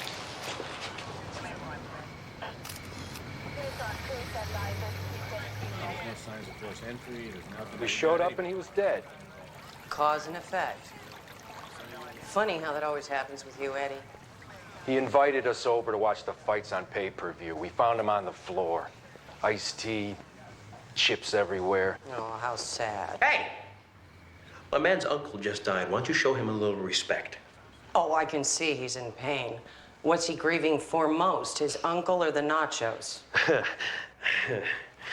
You know, if you weren't wearing that badge, I would slap that smug little smile right off of your face. Give it your best shot. I'll sign your cast afterward. Sergeant, pick up your badge. You know, Chief, she's lousy on her feet. I wish she on her back. You too, Ross. Out of here. All right, I'm out of here. Good luck, buddy. Well, now that Mr. Gonza is dead, looks like you'll be moving in. I think he left me the house, if that's what you're talking about. I don't like the neighborhood much. I'll probably sell it. Well, that's a good idea, Eddie. Invest in a new home. Perhaps Portugal. I don't think so, Chief. I like it here. Swimming pools, movie stars. This is my city. I incinerate all the garbage. All of it.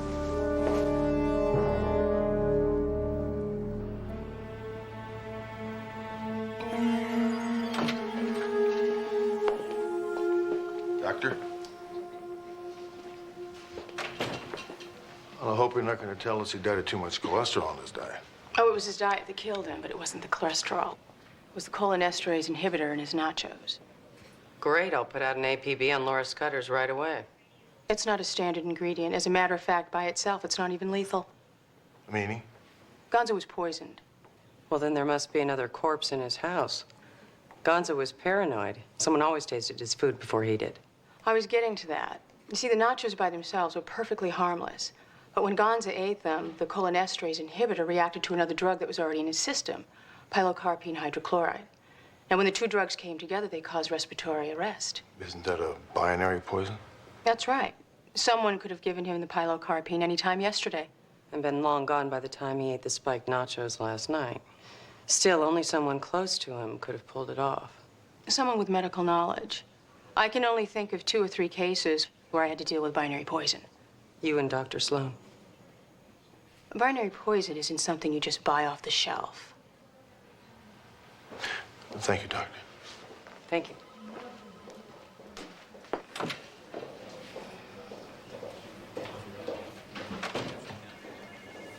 What was that all about in there? What? A comment about Dr. Sloan. Oh, nothing, sir. I just wanted clarification. Sounded like you were building a case against Dr. Sloan. I'm sorry, sir. I should have told you. The surveillance team saw Dr. Sloan at Gonza's Beach Club yesterday. Why wasn't I informed about this? I buried it, sir. You buried it. Let me tell you something, Sergeant. I'm the one that sets policy around here, not you. Don't ever do that again, understand me? Don't ever do that again.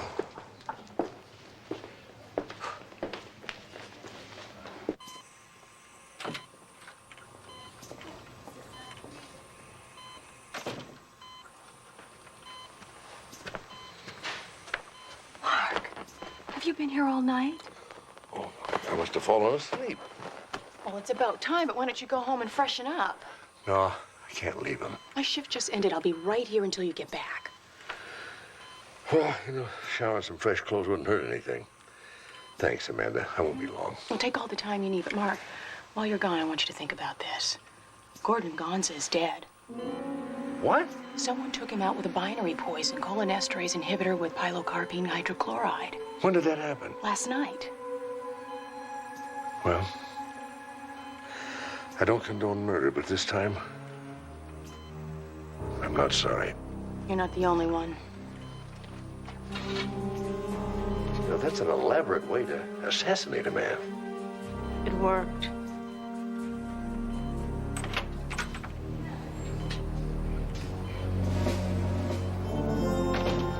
Back from lunch so soon? I sent out. You want the pastrami or the pastrami? Thank you. No problem, sir.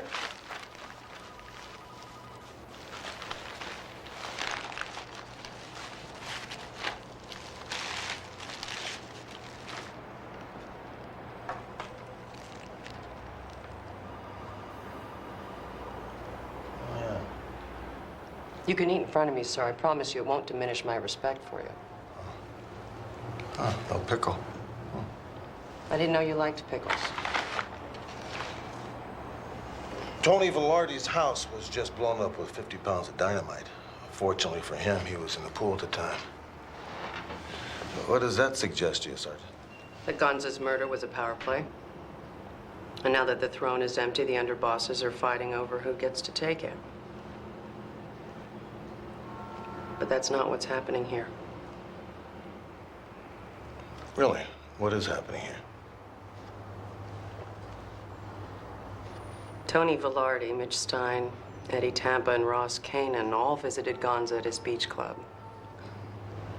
But I'll bet none of them had access to a cholinesterase inhibitor, or even knows what the hell it is.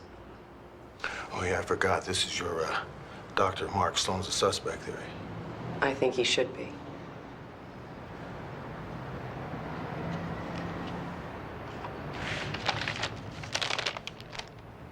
I was saving this, sir. I didn't want to ruin your lunch. We found these at Gonza's house.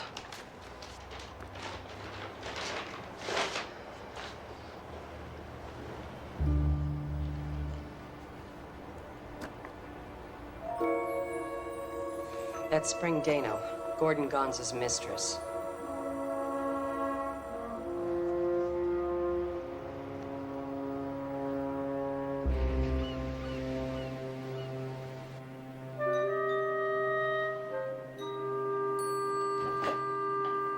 Where's my comb?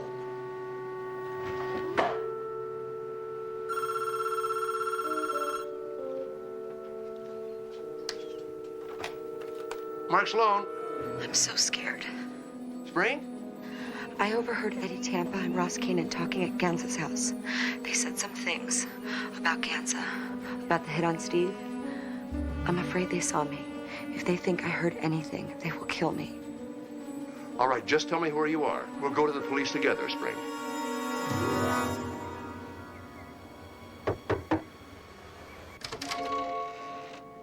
Spring?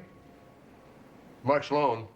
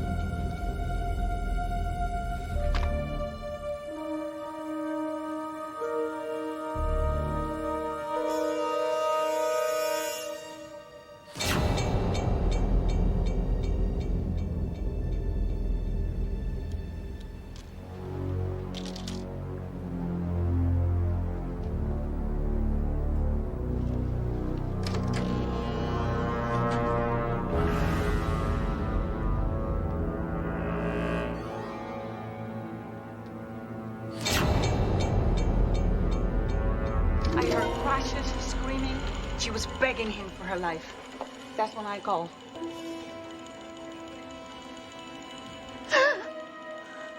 Dr. Sloan?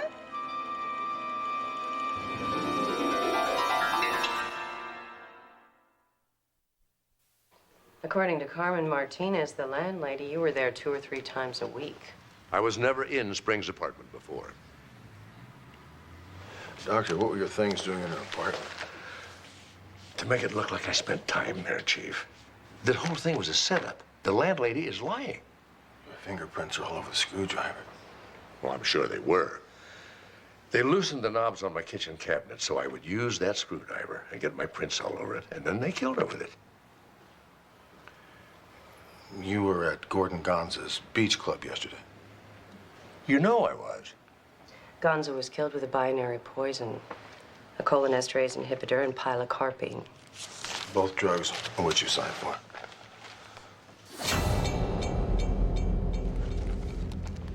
We found the empty vial of inhibitor in her trash. You gave Gonza part of the poison when you visited him at the club. My guess is in the iced tea. She put the other part in the nachos. Isn't that the truth, Doctor? No. Mark,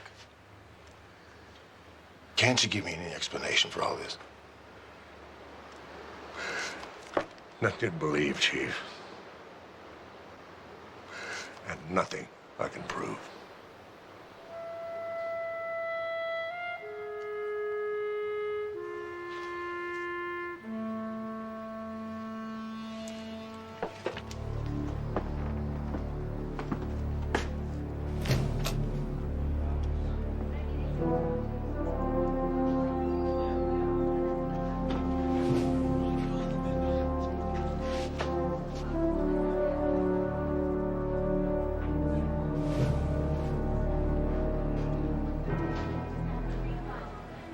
Dr. Sloan, you are under arrest for the murders of Gordon Gonza and Spring Dano. You have the right to remain silent. Chief, Tony Velarde and Frankie Caprice were killed. Velarde was run over as he left the hospital. Caprice was gunned down outside a restaurant in Santa Monica.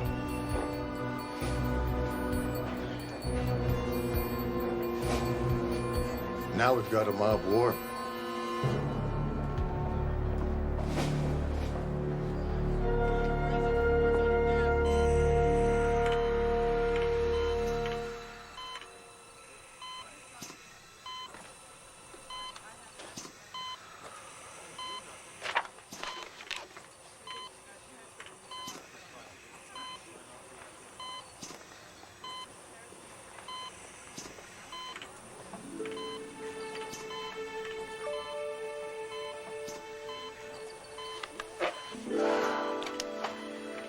That certainly took you long enough.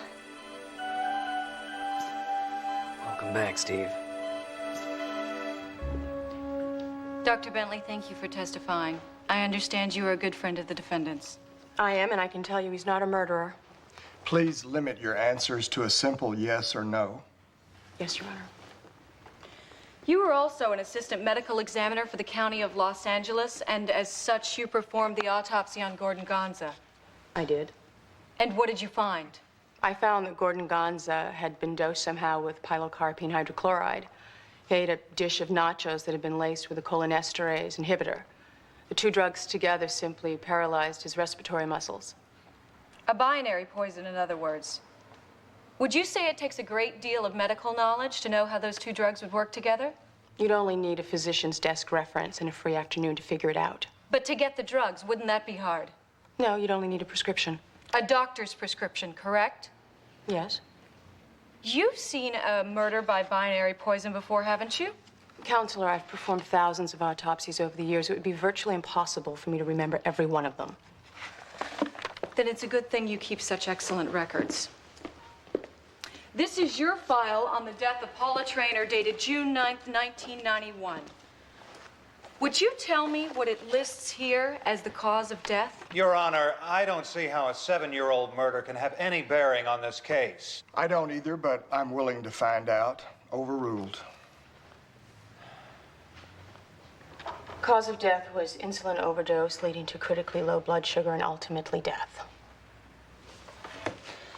Didn't the victim's husband, Malcolm Traynor, introduce glyburide into his wife's breakfast? Yes. And then when she took her regular dose of insulin later that day, she went into hypoglycemic shock. Isn't that true? Yes. A very clever murder. And very clever of you to figure it out. It was you who figured it out, wasn't it? No. Oh, that's right. Your initial finding was accidental insulin overdose. Who was it who came up with the idea that it was a binary poison?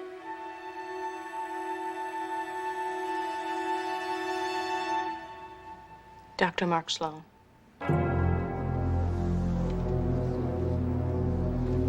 Chief Masters, do you know who gunned down your detective Steve Sloan?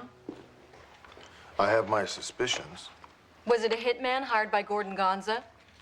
Yes, I believe so. Did you share these suspicions with Dr. Sloan? Yes, I did. How did he react? Like a father would. He was angry, even vengeful, wouldn't you say? Objection. The witness did not say that, and the prosecutor was not there. Sustained. Ms. Ellison, we're interested in the witness's answers, not yours. When you shared the information that you had no evidence pointing at Gonza, did his anger lessen? Well, I don't know. Would yours? Per the court's request, I'll take that as a rhetorical question. After your conversation, where did Dr. Sloan go? Well, according to our surveillance, Dr. Sloan went to Gordon Gonza's beach club. Why would he do that? I don't know. You'd have to ask him. I think he's already told us. Objection. No further questions? You say Dr. Sloan was a frequent visitor to Spring Dano's apartment. He was there all the time. Was he there the day Spring was murdered? I saw him come in at 9. A few minutes later, I heard a horrible fight, and I called the police. But Dr. Sloan says he's never seen you before. One of you must be lying. I guess. Surely, Miss Martinez, you can't expect the court to take your word over that of a respected doctor like Mark Sloan. If Dr. Sloan never came to Spring's place, how come he paid her rent? At this point, we'd like to introduce People's Exhibit A. A check for $5,000 made out to Carmen Martinez, signed by Dr. Mark Sloan for 6 months' rent in advance. You found a great deal of Dr. Sloan's belongings in Spring Dano's apartment, didn't you? His glasses, a bathrobe, a few other personal items. What else did you find in the apartment? An empty bottle of cholinesterase inhibitor. Which was 1/2 of the binary poison that killed Gordon Gonza. Did the bottle have a prescription label? No, it was a sample, the kind drug companies send to doctors. As far as you know, did Spring Dano have a medical degree? She never graduated high school. You didn't happen to notice the physician's desk reference lying around the apartment, did you? Objection. Never mind. The state calls Dr. Mark Sloan. Your Honor, my client refuses to testify on the grounds that it... No, I don't. Bart, we've talked about this. You can't help yourself. I had to try. You entered a plea of not guilty to both murders, Dr. Sloan. Yes, I did. Because I didn't kill anybody. Then how do you account for this mountain of evidence that the state has against you? In the days before the murder, some items of mine were missing. My glasses, my comb, my checkbook. I think that someone stole those items and planted them to make me look guilty. You're saying you were framed. Brilliantly.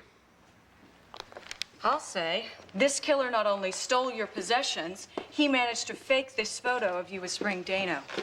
Your Honor, you have a duplicate set, as does the jury. But no, this is real. You mean you do know Spring Dano? I met her that once. Where exactly was that meeting? It was in the studio where she worked. Shooting porno movies, and then you took her to bed. No, this is a set. See, we were just talking. She had promised to help me prove that Gordon Gonza was the one who tried to have my son killed. The first time you met, she agreed to help you convict a man she'd not only been working for, but sleeping with? Yes. You must be very persuasive, Dr. Sloan. Well, she said she was very afraid that Gonza would find out that she was the one helping my son. And she was so relieved to have you as an ally, that's why she hugged you like this. Exactly. Then when exactly did she hug you like this? Oh, no, see, that's the same set. But that is not me. So this photo's fake, but the other one is real? Yes. So these photos are fake, your personal belongings were planted, and Carmen Martinez perjured herself? Yes. Then someone must have forged your signature on that check after it was stolen from your checkbook. Yes. All this so the mysterious mastermind could kill Gordon Gonza and Spring Dano and frame you for the crimes. Yes. And you ask us to believe this without a bit of evidence? I know it sounds strange, but go to the studio. You'll see the set. We have. It's empty. The landlord says it's been vacant for 2 years. The landlord's lying. Everyone is except you. Is that right?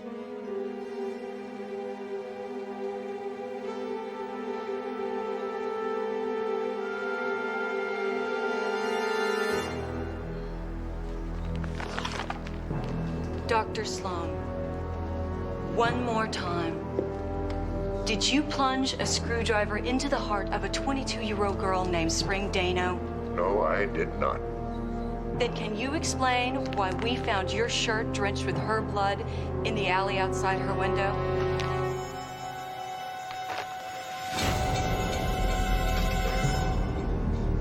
The state rests.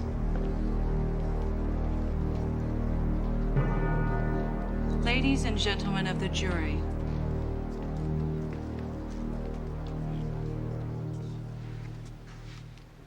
Dr. Sloan couldn't get to Gonza by himself.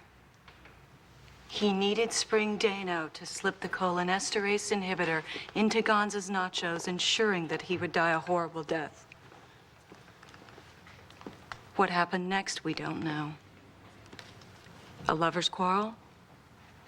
Demand for money. Something drove Dr. Sloan into a rage, and he brutally murdered this young girl. He threw his bloody shirt out the window, changed into fresh clothes, and was on his way out to dispose of the evidence when the police arrived.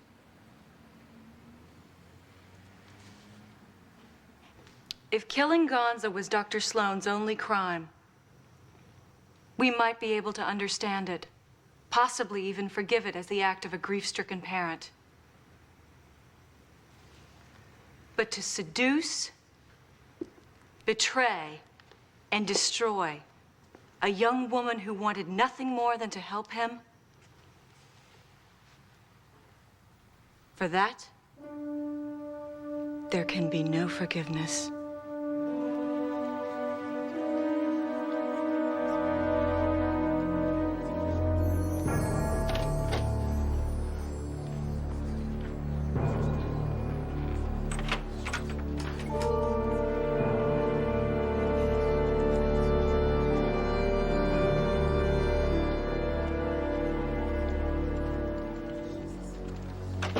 Madam Foreperson, has the jury reached a verdict? We have, Your Honor. Will the defendant please rise?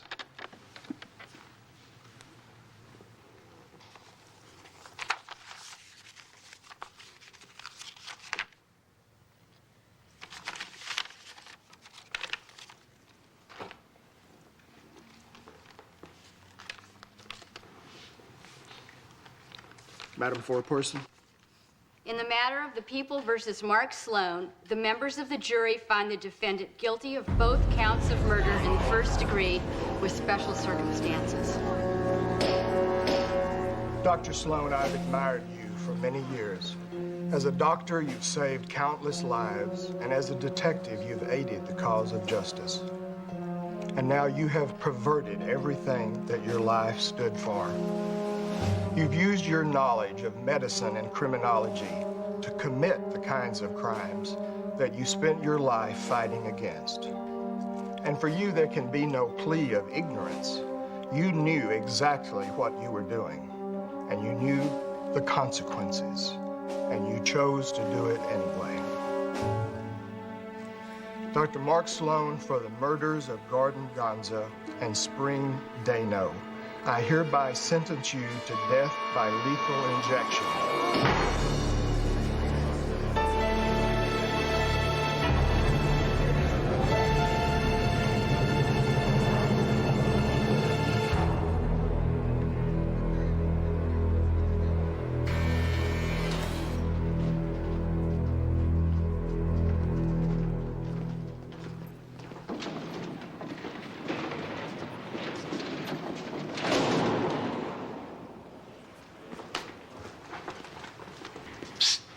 Mark. Mark. Welcome to hell, my old friend. I've been waiting for you.